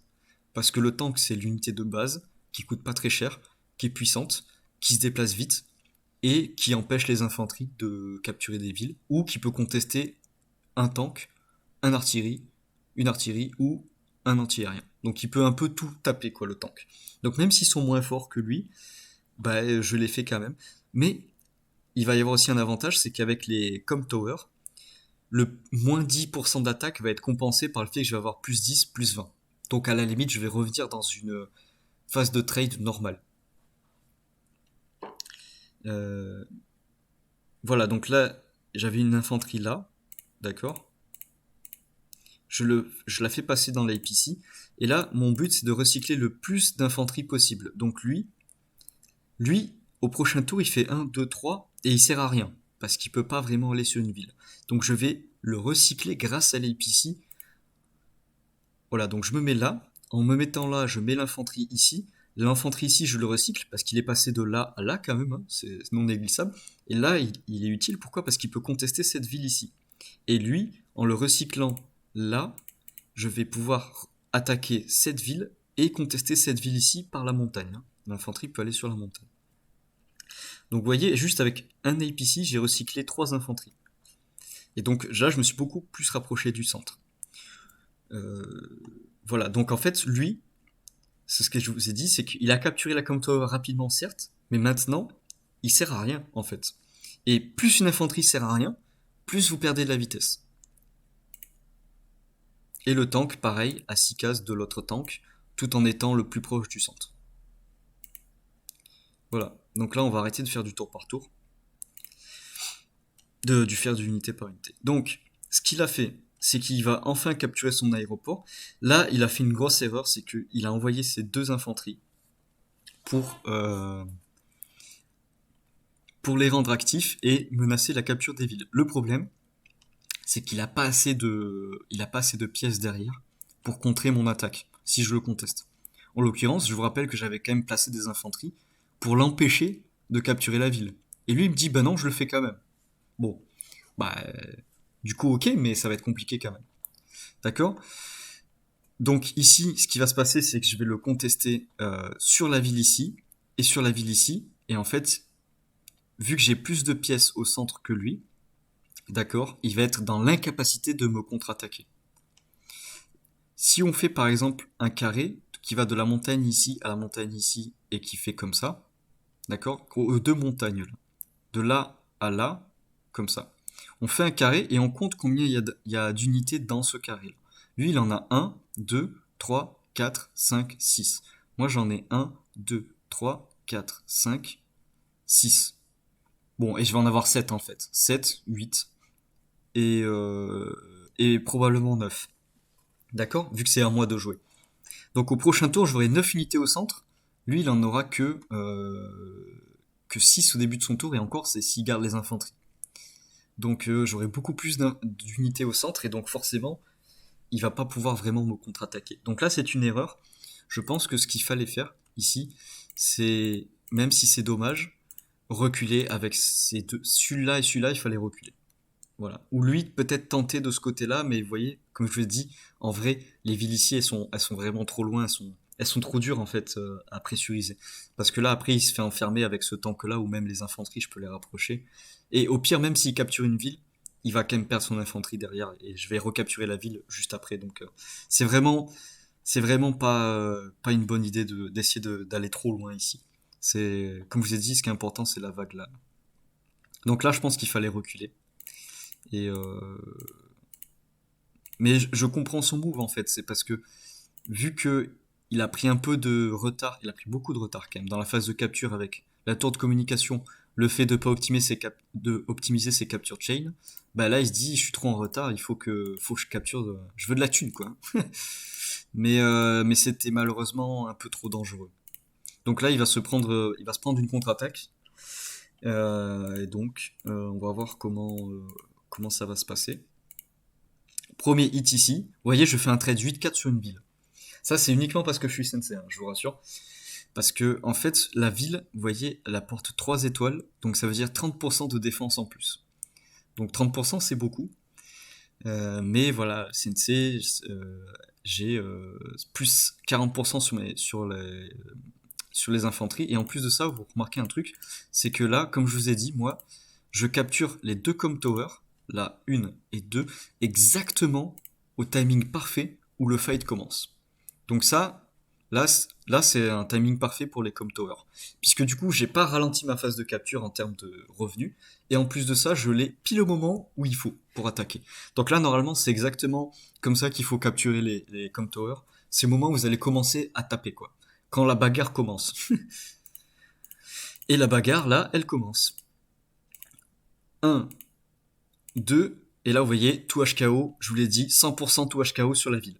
Et donc là, je vais pouvoir placer une unité sur la ville ici, pour avoir un avantage tactique.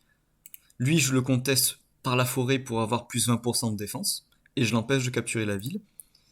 Le MD se rapproche du centre sur la ville, donc là, s'il fait un trade, c'est pas avantageux pour lui, d'accord, puisque le MD tank ici, il a 30% de défense en plus. Et lui, il va avoir que 30% d'attaque en plus, donc c'est pas un bon trade. Je pense que là, il fait un trade 7-6. Ben, on peut regarder, remarque. Là, s'il conteste le MD sur le MD dans la ville, vous voyez, il fait un trade. Ah non, il fait un trade 8-5. Un trade 8-5, c'est pas forcément une bonne idée parce que du coup, son MD ici sera affaibli. Il peut se faire attaquer par l'hélico qui va le protéger ici. Et lui va pouvoir être réparé par rapport à la ville. Donc en plus, du coup, s'il attaque avec son MD ici, il doit garder son anti-aérien vers le MD pour pouvoir le protéger de mon hélicoptère. Sauf que s'il fait ça, il doit aussi protéger l'anti-aérien du tank qui est ici. Donc ça commence à être un peu trop compliqué pour, euh, pour une simple attaque qui ne tue même pas mon unité en fait. Donc s'il fait ça, écoutez, c'est très bien. Donc n'hésitez pas à protéger vos unités en les plaçant sur des terrains avec beaucoup d'étoiles, d'accord? Parce que du coup ils vont avoir une défense très très élevée et ça en fait ça force votre adversaire à ne pas l'attaquer. Et du coup vous prenez une position avantagée sans que votre adversaire ne puisse attaquer. Alors que là le MD est clairement à portée de lui. C'est un avantage tactique.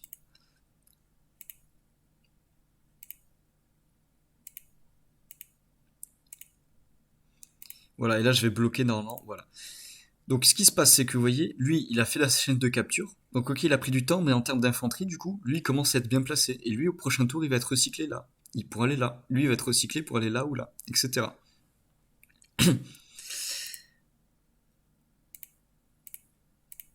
Et là, vous voyez, c'est ce que je vous ai dit.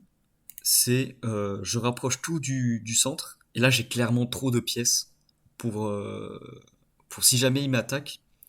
Déjà, pour enlever l'APC, ici, il doit faire un touch KO, donc user 2 unités pour en tuer une. Et c'est en ça que les touches KO c'est utile, mais en fait, si vous êtes obligé d'utiliser 2 unités pour en tuer une, vous allez être en désavantage parce que si vous avez le même nombre d'unités que votre adversaire, en l'occurrence ici il a 3 tanks, j'en ai 5 donc c'est même pas le cas. Vous voyez, vous utilisez 2 unités pour en tuer une. Donc vous allez forcément être en désavantage euh, quand ça sera à votre adversaire de jouer. Donc il y a 2 possibilités, soit vous faites une grosse attaque, et dans ce cas-là ok, soit vous faites en sorte de shield vos unités pour ne pas les perdre. Et donc c'est les 2 cas possibles pour en fait attaquer en étant assez safe. Sinon, si ça vaut pas le coup d'attaquer et que vous prenez trop cher au prochain tour, Ben, malheureusement, il ne faut pas attaquer.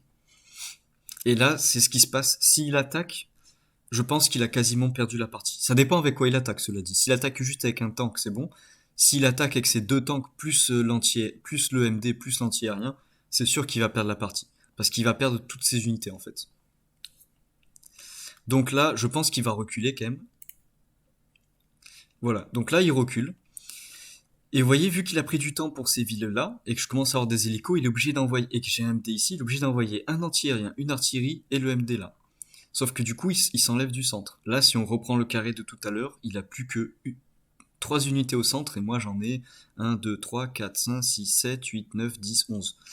Donc là, il commence à complètement concéder le centre, sauf qu'au centre, qu'est-ce qui se passe? Il y a les villes qui sont contestables. Donc là, il va me laisser toutes les villes au centre, et ça commence à être compliqué pour lui s'il fait ça. Donc là, et là, vous voyez, il a essayé de recycler son infanterie là, en essayant de capturer les villes ici, mais comme je vous ai dit, au final, ils sont trop loin, il va se faire avoir. Il commence à peine la capture de l'aéroport. Ce qui veut dire que là, il pourra commencer à build au tour 10. Hein, puisqu'au prochain tour, il capture. Et quand vous capturez un bâtiment, vous ne pouvez pas construire immédiatement, puisqu'il y a une infanterie dessus. Donc que au tour 10. Je pense qu'il fallait quand même le capturer plus vite, l'aéroport. Euh, Même si c'est débattable. Et là, il crée un autre MD parce qu'il commence à avoir trop de tanks pour essayer de contrer mes tanks. Et commence aussi à créer des anti-aériens pour contrer les hélicos, puisque je commence à les spammer, vu que je suis sensei, en même temps, c'est normal. Par contre, je pense que là, il aurait dû créer l'anti-aérien soit là, soit là. Et je pense même qu'il aurait dû le créer ici, parce que comme ça, il va pouvoir défendre immédiatement au prochain tour ces tanks-là, sans que celui-là se fasse zoner. Vous voyez, si celui-là, il se met là, il est clairement trop près des tanks. Donc il va devoir le mettre bien derrière pour protéger ses tanks. Sauf que du coup, il sera bien derrière. Alors que celui-là, il aurait pu le positionner à un endroit plus avantageux pour être un peu plus safe de ce côté-là pour les hélicos. Celui-là, il est vraiment trop loin. Encore une fois, si vous avez le choix entre créer des véhicules derrière ou sur une base avancée, faites-le sur une base avancée. Vous voyez, moi j'ai créé mes tanks uniquement sur les bases ici ou ici. Je n'ai jamais créé de tank là. Tout simplement parce que là, ça prend trop de temps pour un tank d'être actif. Et moi, je veux qu'il soit actif rapidement. L'exception, c'est probablement l'artillerie, parce que l'artillerie, c'est une unité indirecte qui est lente, du coup, à mettre en place, mais qui est puissante. Et du coup, si vous la mettez derrière, c'est pas si grave que ça. Euh, Par exemple, là, une artillerie, elle mettrait 1, 2, 3, 4, 5, et au prochain tour, elle pourrait s'activer, mais ici, dans tous les cas, elle s'activerait aussi au prochain tour. Et encore, ça dépend du shield que vous avez. Donc voilà. En fait, il vaut mieux créer une artillerie derrière, qui est une unité indirecte et qui prend du temps de tous les cas à être active, que un tank ou un anti-aérien ou autre chose qui peut être actif immédiatement. Ok, donc là, je pense que je vais prendre le centre et ça commence à être difficile pour Hawk, puisque s'il concède le centre, il va tomber nettement derrière. On voit déjà que j'ai un avantage en termes de nombre d'unités. D'accord, je suis 24 à 21 au début de mon tour. Donc, c'est pas pareil qu'à la fin du tour, puisque au début de mon tour, ça veut dire que là, je vais encore créer 3 ou 4 unités, et donc je vais encore creuser l'écart. D'accord. Comparez toujours vos valeurs par rapport au début de votre tour, en prenant en compte le fait que votre adversaire n'a pas encore joué. Donc là, j'ai 24, il n'a pas encore joué. Quand il jouera, il sera probablement à 25 en comptant que les builds, 23 pardon, parce qu'il a 24 parce qu'il n'a pas l'aéroport. Donc là, je suis quand même bien devant en termes de nombre d'unités, ce qui est un bon avantage. Là, je commence à être bien devant. Ok, donc là, je capture toutes les villes que je peux. Vous voyez, je fais une formation un peu défensive comme ça. Les tanks, ils mettent la pression à cet anti-aérien là et à celui-là aussi. Et j'envoie l'hélico de telle sorte à ce qu'il se fasse placer à 7 de distance pour pas qu'il puisse m'attaquer l'hélicoptère ici. Et que cet hélicoptère là, il commence à repousser les tanks ici. Et de ce côté-là, bah, j'envoie tous mes infanteries. Donc lui, il va capturer une ville et après il va mourir. Voilà ce qui va se passer, je vous le dis. Mais ça, c'est dû à sa mauvaise gestion de l'infanterie. Les villes étaient vraiment trop loin. Voilà, c'est pas possible, je pense, de le faire sur cette map. Surtout avec Hawk. Donc voilà. Donc tant pis. Et je crée un MD pour contester son MD ici. Donc là, 2 MD à 2 MD. C'est important de faire ce build là. Et vous voyez, je le crée pas derrière, je le crée devant. Et pour le moment, je continue de spammer les hélicos. À un moment, il va falloir que je m'arrête, mais pour le moment, il a que 3 anti-aériens, et j'ai pas mal de tanks qui vont pouvoir zoner ces anti-aériens, donc je peux continuer de spammer un petit peu. Mais là, ce qui est vraiment très difficile, c'est ça. Les captures ici, où il peut pas vraiment contester. Et vous voyez, le fait d'avoir un avantage en termes d'infanterie, c'est très important, puisque là, s'il veut contester cette infanterie, il peut le faire que avec le MD, et s'il utilise un MD pour contester un simple infanterie, c'est pas bien. Il va forcément perdre trop. Il perd 16k contre 1000. Donc forcément, il va être bien derrière en termes d'unit value. Et s'il utilise cette infanterie pour essayer de contester celui-là, eh ben c'est pas worse pour lui parce que cette infanterie-là, il est beaucoup plus faible que celui-là, à cause du fait que je sois sensei.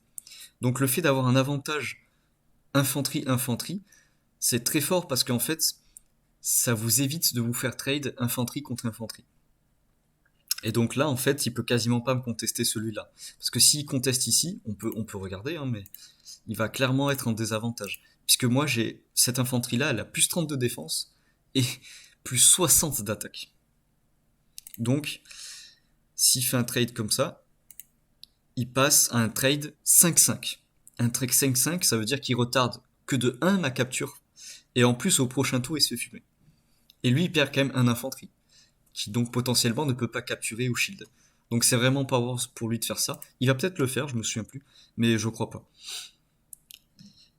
Donc voyons, là il faut qu'il se repositionne de ce côté. Celui-là en vrai il faudrait qu'il fasse demi. Il est pas encore trop tard cela dit pour qu'il fasse demi-tour avec l'infanterie. Et surtout il faut qu'il commence à contester un peu plus le centre. Ok. Donc là il décide de capturer la ville ici, d'essayer de le protéger pour le moment avec le tank, mais ça c'est pour le moment. Après il va devoir se barrer avec ces trucs ici. Il abandonne complètement le centre, et là vous voyez il split son armée en deux. Donc quand un adversaire split votre armée en deux, la chose à faire c'est de le smasher au centre.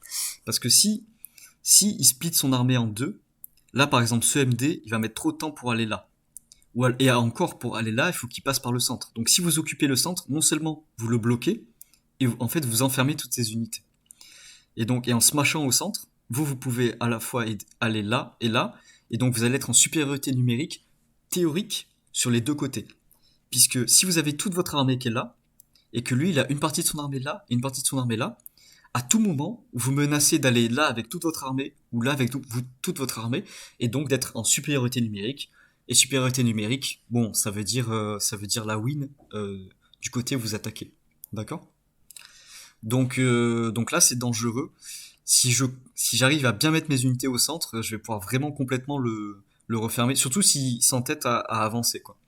Donc voilà, encore une fois, le centre, c'est la zone la plus forte de la map, quoi. Parce que vous avez beaucoup plus de mobilité que votre adversaire. Et là, il était obligé de faire ça pour sécuriser cette ville, en fait. Et surtout, vous voyez, vu qu'il a pris du temps à cause de ses retards ici, là, de chaîne de capture, il est obligé d'envoyer tout ça pour être sûr de capturer les villes. Donc, en fait, certes, il va capturer les villes, mais il investit trop de choses pour les protéger. Et donc, en fait, c'était quand même pas worse pour lui. D'accord. Alors que moi, vous voyez, j'envoie que des infanteries, un petit tank, un petit hélico, mais je me positionne au centre. Donc, euh, donc voilà, il crée encore un anti-aérien, il a raison. Et là, vous voyez, là par contre, c'est bien, il fait un anti-aérien ici, un MD ici, et il fait l'infanterie derrière. Donc là, il corrige un peu ses erreurs précédentes. Donc c'est très bien. C'est plutôt un bon tour, un bon build.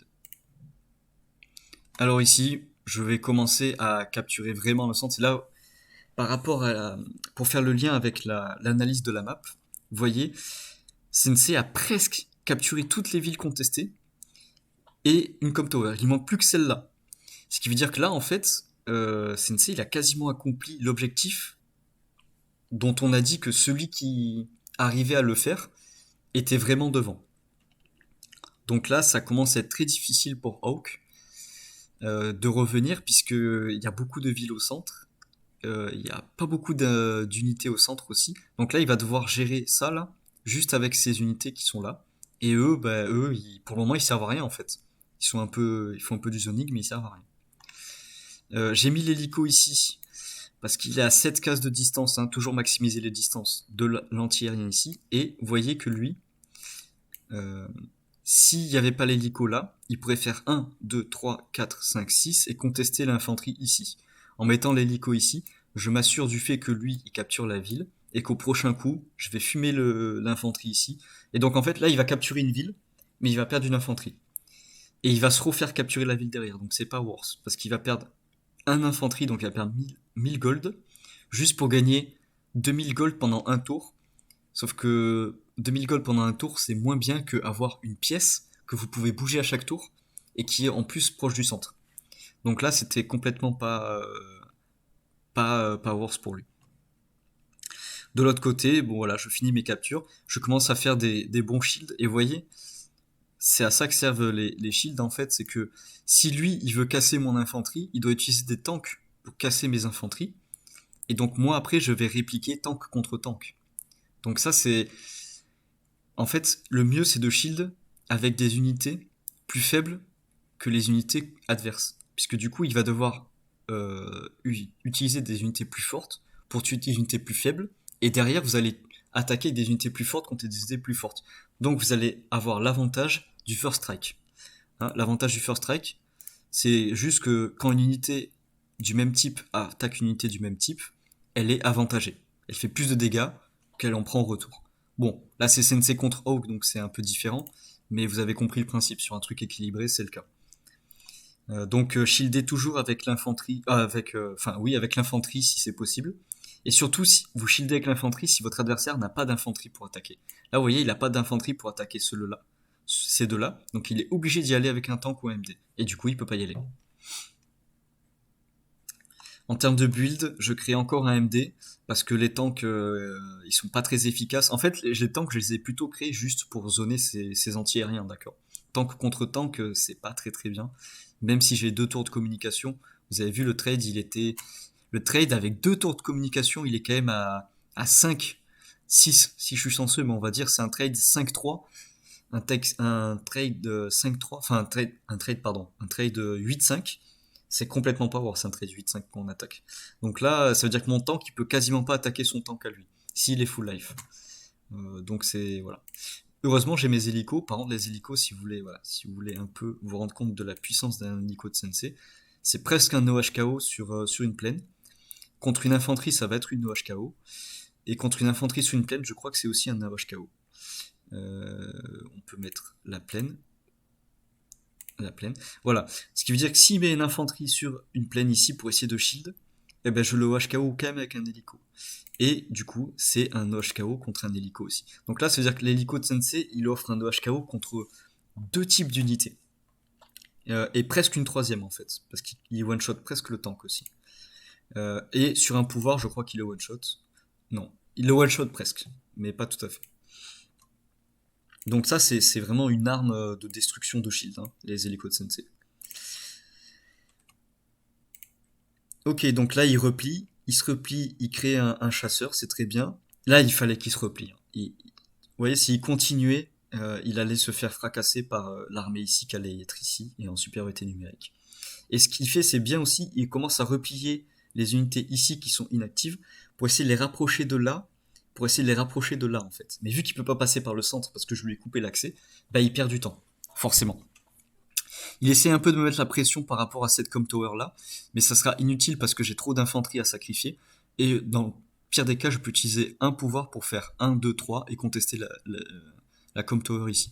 Donc là, en fait, ça va être difficile pour lui de me mettre la pression sur une ville contestée.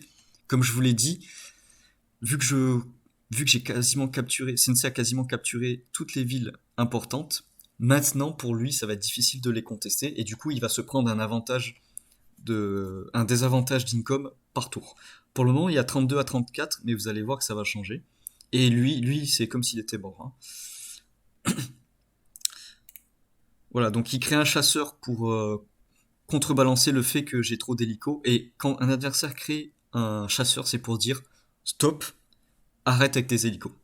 Voilà, parce que le chasseur se dépasse de 9, il one-shot les hélicos, et il peut pas se faire attaquer par un hélicoptère. C'est vraiment le counter parfait. Par contre, il coûte plus cher, beaucoup plus cher. Alors là, il a fait une petite erreur tactique, parce qu'il a mal shield ici, donc je vais juste faire du tour par tour pour bien que vous compreniez comment j'ai fait pour passer. Donc là, donc lui, voilà, je commence à l'attaquer, il va partir au prochain tour. Donc là, je peux pas le mettre KO, mais en fait, lui, il a mis isolé. Du coup, je peux facilement le tout HKO. La seule chose que j'ai à faire, c'est entre guillemets de bien bloquer par rapport à, euh, par rapport à ces unités ici, parce que si je fais une ligne, il a aucun OHKO potentiel. Son MD ne détruit pas, par exemple, un tank à moi sur une ville. Sur une ville. D'accord? Ce qui veut dire que si je shield comme ça, que je fais une ligne, il pourra pas passer. Et du coup, c'est ce que je vais faire. Donc là, j'y vais avec les 2 hélicos. Ici, vous voyez, cet hélicoptère me permet de prendre un tout HKO sur la ville ici. Donc ça, c'est très important. C'est ce que je vous disais au début par rapport à l'analyse du match-up. C'est important d'avoir des tout HKO potentiels parce que vous pourrez rarement attaquer une unité avec 3 unités. Là, en l'occurrence, vous voyez, je peux mettre une unité ici, et c'est tout. Si je la détruis pas, c'est terminé, il pourra après le retirer et contre-attaquer par là. Donc c'est important d'avoir des tout HKO. Comme ça, vous pouvez détruire l'unité ici et prendre sa place. Et là, c'est ce qui va se passer grâce à l'hélicoptère de Sensei, qui offre certes pas un tout HKO, qui offre certes pas un OHKO, mais qui offre un tout HKO sécurisé. Voilà. Donc, ici je frappe, tout HKO, je vais aller sur la ville et je shield. Boum. Du coup, là le but maintenant c'est de faire une ligne. Et il pourra plus passer et attaquer mes hélicos en fait. Et donc en fait j'aurais gagné, j'aurais trade 2 tanks, enfin j'aurais même pas trade 2 tanks, mais en gros j'aurais tué 2 tanks, presque un troisième, simplement, et après je fais un shield pour pas que mes hélicos meurent. Donc, mais je vais faire une erreur tactique quand même, malheureusement pour moi. Et j'ai montré laquelle. Donc là on se rapproche, hein, on teste un peu. Voilà, là je finis le tank. On va faire une ligne de ce côté. Vous voyez, donc là, la ligne commence à se mettre en place. Ça c'est pour dire, je m'en fous de ce côté, je joue safe. Et je défends la com tower par contre. Voilà, l'erreur elle est là. L'erreur elle est là et vous allez comprendre au prochain tour pourquoi. Donc ça j'aurais pas dû le faire. Ça paraît une bonne idée mais en fait le fait d'attaquer est une mauvaise idée parce que ça va lui permettre d'avoir un tout HKO qu'il n'avait pas en fait. Et ça va aussi lui charger sa barre de pouvoir. Et là je vais faire une ligne, je pense. Voilà. Je commence à faire la ligne. Et je menace de capturer ici. Alors, pourquoi ça c'était une erreur? Parce que le tank ici, il va pouvoir attaquer un tank ici et mourir. Hein, si vous voulez regarder. Voilà. Donc là, ça veut dire que son tank peut attaquer et ensuite mourir. Et ça, c'est une arme à Advance Force que pas beaucoup de gens connaissent.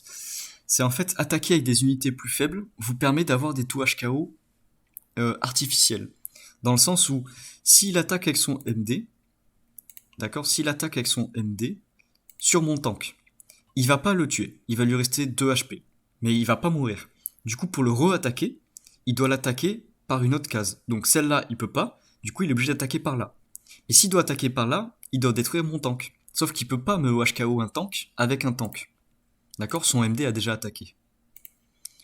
Donc en fait, il va être bloqué. Et c'est ça la puissance de faire des lignes Advance Force. C'est que ça, comme je vous ai dit, ça force le OHKO. Et donc là, s'il a pas de OHKO, je sais qu'il peut pas passer derrière. Et malheureusement, à cause de mon erreur, je vais lui en donner un enfin, c'est pas vraiment un HKO, c'est un tout HKO que je vais lui donner. Parce que là, en attaquant avec ce tank à 4 HP contre ce tank à 10 HP, il va lui infliger 2 de dégâts et son tank derrière va mourir. Donc la case ici sera toujours libre. Et donc ensuite, il peut attaquer avec son MD contre mon tank à 8 HP et le détruire à 100% sûr en plus. D'accord? Et donc en fait, là, il va pouvoir passer. Donc ça, c'est une erreur. Des fois, il ne faut pas taper les unités adverses, même si vous le pouvez. Hein. C'est pas parce que vous pouvez faire quelque chose que vous devez le faire. Parce que du coup, je pense que là, si j'avais pas tapé son tank, j'étais vraiment bien dans la game. Parce qu'il aurait quasiment eu aucune réponse en fait. Donc là, à cause de ce move, il revient un tout petit peu dans le game. Puisqu'il va pouvoir tuer mes 2 hélicos. Et en plus, j'ai pas de réponse au fighter pour le moment. Hein, je n'ai pas créé d'anti-aérien, j'ai juste créé un fighter de mon côté. Voilà. Donc bah, c'est ce qu'il va faire. Ok. Alors je vais juste vous montrer le move et après j'avancerai. Voilà, donc là il le fait avec l'infanterie aussi pour être sûr. Il fait ça et là maintenant il a le tout. Vous voyez la case ici, elle est libre parce que son unité est morte lors de la contre-attaque. Du coup il peut y aller et là il passe. Et là il a accès à mon hélico par exemple. Vous voyez, chose qu'il n'aurait pas dû avoir accès. Voilà, donc là, alors là, il a fait une erreur. Il aurait dû y aller anti-aérien, il aurait dû faire 1, 2, 3, 4, taper ici, et avec le fighter, détruire ici. Je pense qu'il avait peur que son fighter se fasse enfermer, mais dans tous les cas, il détruisait 2 hélicos, donc c'était pas mal. Je pense qu'il aurait dû faire ça, voilà. Bon, là, il a pas fait, il détruit qu'un hélico, mais c'est déjà bien. Il voulait aussi, je pense qu'il voulait sécuriser la ville d'ici. S'il y va avec l'anti-aérien, et qu'après il fait avec le fighter, il détruit l'hélico ici. J'ai un tout HKO potentiel et je peux mettre mon MD du coup sur la ville. Donc je pense que c'est pour ça. En mettant le fighter sur la ville, il me bloque l'accès à la ville. Mais il détruit un hélico de moins. Donc voilà, et donc là cette infanterie, c'est la dernière chose utile qu'elle fera et après c'est ciao. Vous voyez là il a beaucoup d'anti-aériens, mais il a plus beaucoup de tanks. Donc là, il essaie de pressuriser sur faire ça. Il essaie de pressuriser sur la com tower, mais c'est peine perdue. Vraiment, j'ai trop d'infanterie. J'en ai encore mis là un pour sacrifier. Donc vraiment, c'est peine perdue. Et là, ça commence à être difficile pour lui. Donc on va un peu accélérer les choses. Je vais capturer la com tower là. Je vais capturer sa ville ici. Et vous voyez, j'ai déjà un avantage de 4K gold par tour. Et ça va encore plus se creuser. Et en termes de nombre d'unités, je suis aussi dessus de 6 au début de mon tour. Vous voyez. Et au début de mon tour, je suis à 162 000 et lui, il a 162 000 aussi, sauf que c'est le début de mon tour. Sachant que j'ai plus de gold que lui, ça veut dire que je vais forcément avoir un avantage en termes de need value. Et donc là, je commence à prendre un net avantage. Donc là, qu'est-ce qu'il faut faire avec Sensei maintenant? Ce que j'aurais dû faire, c'est faire une transition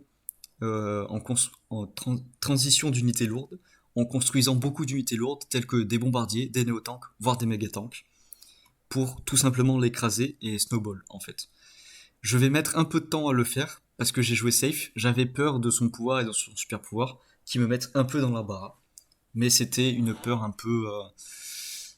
peu trop exagérée. Voilà, donc là, la fameuse ligne. Hein, ça, quand vous voyez ça, ça veut dire attaque-moi si tu veux, mais si tu m'attaques, t'as perdu. Ok, donc là, son seul point, vous voyez, son seul point de menace, c'est ici. Et encore, c'est pas vraiment un point de menace. Donc là, je commence un peu à faire des transitions néo-tank, mais j'aurais dû le faire un peu plus tôt. Je continue à m'acharner à créer des hélicoptères. Ça, j'aurais peut-être dû arrêter parce qu'il a beaucoup d'anti-aériens. Et vous voyez, je maximise enfin mes revenus. 400, c'est comme si j'avais 0, puisque en fait, aucune unité ne coûte moins de 1000. Donc vous pouvez rien faire avec 400. Et en fait, c'est dû à une réparation. J'ai réparé une infanterie ici. D'accord. Je ne sais plus où elle était. C'était au tour d'avant. Ok. Là, l'unité à 8 HP, c'est pour ça que j'ai été à 800 et donc après à 400. Ok. Voilà, donc là, il essaye quand même de passer. Il va se mettre derrière. Alors, il fait ça parce qu'il a plus trop le choix. Hein. Là, il peut pas me laisser juste à chaque fois lui mettre 4K gold en plus. Donc, il essaye d'attaquer. Il crée un bombardier, c'est bien. Il essaie de mettre la pression ici, mais c'est peine perdue. Là, ce qui va se passer, c'est qu'avec Sensei, j'ai ma barre de pouvoir. Et donc là, le truc très important, c'est euh, d'attaquer, de faire mal à Hawk, mais pas trop mal, pour pas qu'il puisse faire son super pouvoir dès le début du tour. D'accord. Et surtout, de ne pas utiliser mon super pouvoir. Parce que si j'use mon super pouvoir, je vais faire pop plein de bazookas. Et ces bazookas-là, au prochain tour, vont se prendre le super pouvoir de Hawk. Donc quand c'est comme ça, attendez simplement que votre adversaire utilise son pouvoir de dégâts de zone, hein, s'il a des dégâts de zone, et ensuite vous utilisez le vôtre pour maximiser les points de vie de vos bazookas que vous allez créer, forcément. Encore une fois, ça paraît logique, Mais je vous assure que quand vous êtes dans la partie, des fois, bah, il se passe autre chose, quoi. Donc là, c'est ce que je vais faire, je vais attaquer, et je vais surtout pas utiliser mon super pouvoir. Et là, j'attends simplement que Hawk l'utilise pour ensuite l'utiliser. Et en fait, là, la seule chose que j'ai à faire, c'est bien trade, et surtout créer des unités lourdes pour contrer les siennes. On voit aussi qu'il a sacrifié un fighter pour détruire un hélico. Là, par contre, c'est dommage parce que, vous voyez, il y avait ce fighter pour détruire cet hélico ici. Et ce qui est dommage, c'est que du coup, il va perdre son fighter. euh, Parce qu'ici, je peux l'attaquer avec ce fighter-là, voire l'enfermer. Hein, je peux l'enfermer avec des unités et au prochain tour l'attaquer avec un anti-aérien. Voilà, et du coup, c'est ce que j'ai fait. Je l'ai bloqué, je l'ai attaqué. Ici, j'ai contre-attaqué sur la tour. Et voilà, je contre-attaque de partout. Il débloque son super pouvoir, mais je suis bien devant, vous voyez, 213 000 à 142. Sauf que bien sûr, je vais retomber derrière, comme je vous ai dit, par rapport à son super pouvoir. Mais ce n'est pas grave d'être derrière en termes d'unit value pour Sensei. Enfin, d'être pas trop derrière. Par contre, ce qui est important, c'est d'être devant en nombre d'unités et en income, et ici c'est le cas. Donc on peut dire que Sensei a réussi son, son pari pour gagner. La seule chose qu'il doit faire maintenant, c'est ce qu'on appelle la concrétisation de l'avantage, et donc créer des unités lourdes. Je continue pour le moment de créer des néo-tanks, mais à un moment, il va falloir que je crée des bombardiers, qui vont beaucoup plus le mettre dans l'embarras. Je voulais pas trop créer des bombardiers parce que je voulais m'offrir la possibilité de créer des hélicoptères en même temps. Mais ici, les hélicoptères vont commencer à être moins efficaces contre les MD, même s'ils font beaucoup de dégâts, et surtout à être inefficaces contre les anti-aériens. Donc là, il fallait commencer à créer des bombardiers, qui est, selon moi, l'unité la plus forte du jeu en fond élevé. Vous voyez, cette unité-là, c'est l'unité la plus forte du jeu en fond élevé, parce qu'elle one-shot toutes les unités lourdes terrestres, hormis le méga tank, d'accord. Par exemple là, sur un truc qui n'est pas sur la ville, c'est ciao. Ok, et il se déplace de 7 en plus. Et par contre, l'inverse, c'est 0 points de dégâts. Donc vous voyez, elle est immunisée à toutes les unités terrestres, sauf les anti-aériens. Et en plus de ça, elle one-shot quasiment tout. Donc seulement pour 22k gold. Donc c'est l'unité la plus forte du jeu, et c'est celle qu'il faut spammer quand vous avez l'avantage. Ici, j'ai un peu trop tardé. Voilà, donc super pouvoir d'utiliser. Il essaye un peu de contre-attaquer, mais vous voyez, donc il a été nettement devant en termes d'unit value. Hein. Il est passé de 213 à 100. Enfin, je suis passé de 213 à 141 000.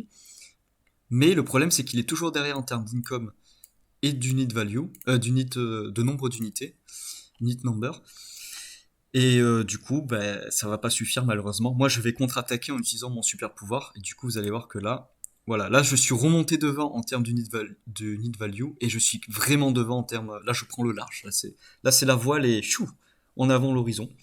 Donc maintenant, c'est juste une concrétisation de l'avantage, et donc je vais passer beaucoup plus vite.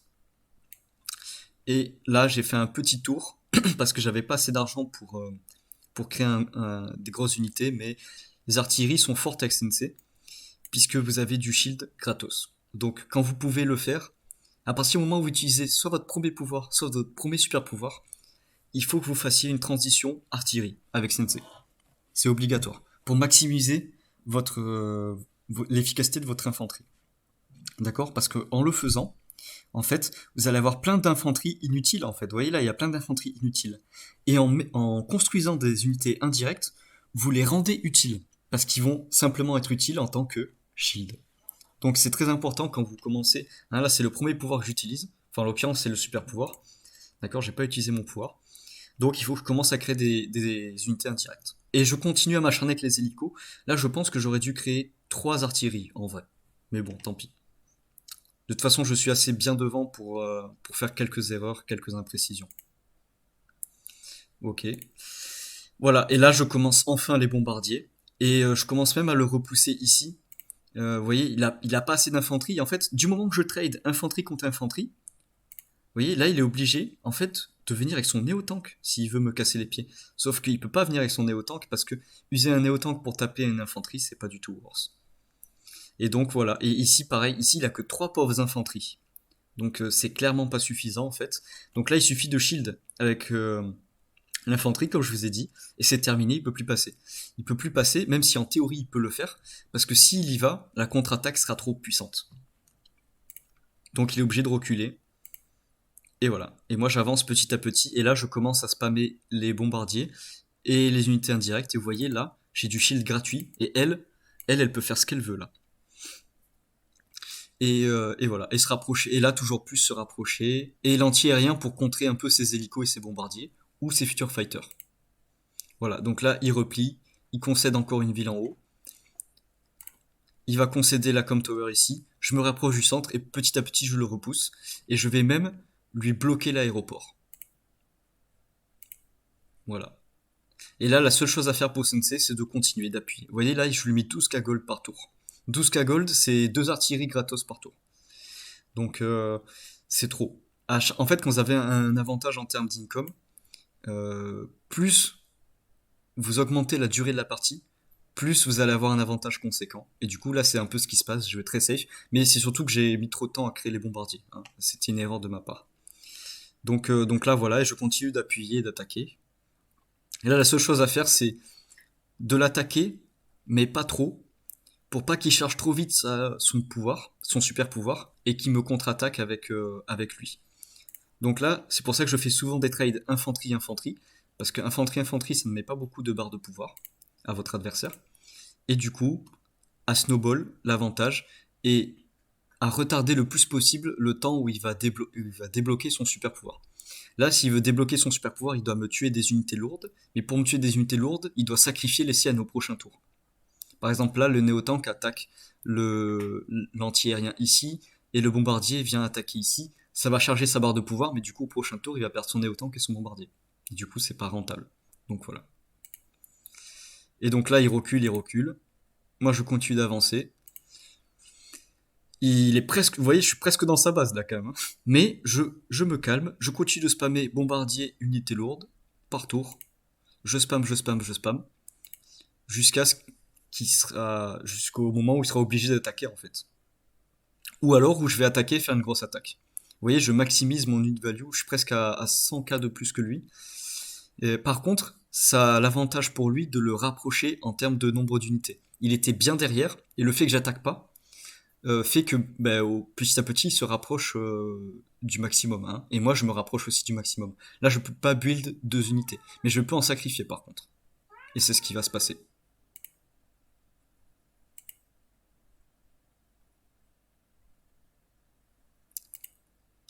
Voilà, et là je décide d'attaquer pour conclure la game, parce que j'ai trop d'attaques potentielles. Et donc il va contre-attaquer avec son super pouvoir, mais ça va malheureusement pas être suffisant. Même s'il fait un très bon tour, vous voyez, 265 000 contre 217, mais au début du tour. Et là, je vais contre-attaquer et le mettre trop derrière. En plus, je refais le super pouvoir et là, vous voyez, 48 à 23, 48k à 32. La partie est terminée. Voilà, je vous remercie d'avoir regardé cette partie, cette analyse. J'espère qu'elle n'a pas été trop longue et à plus.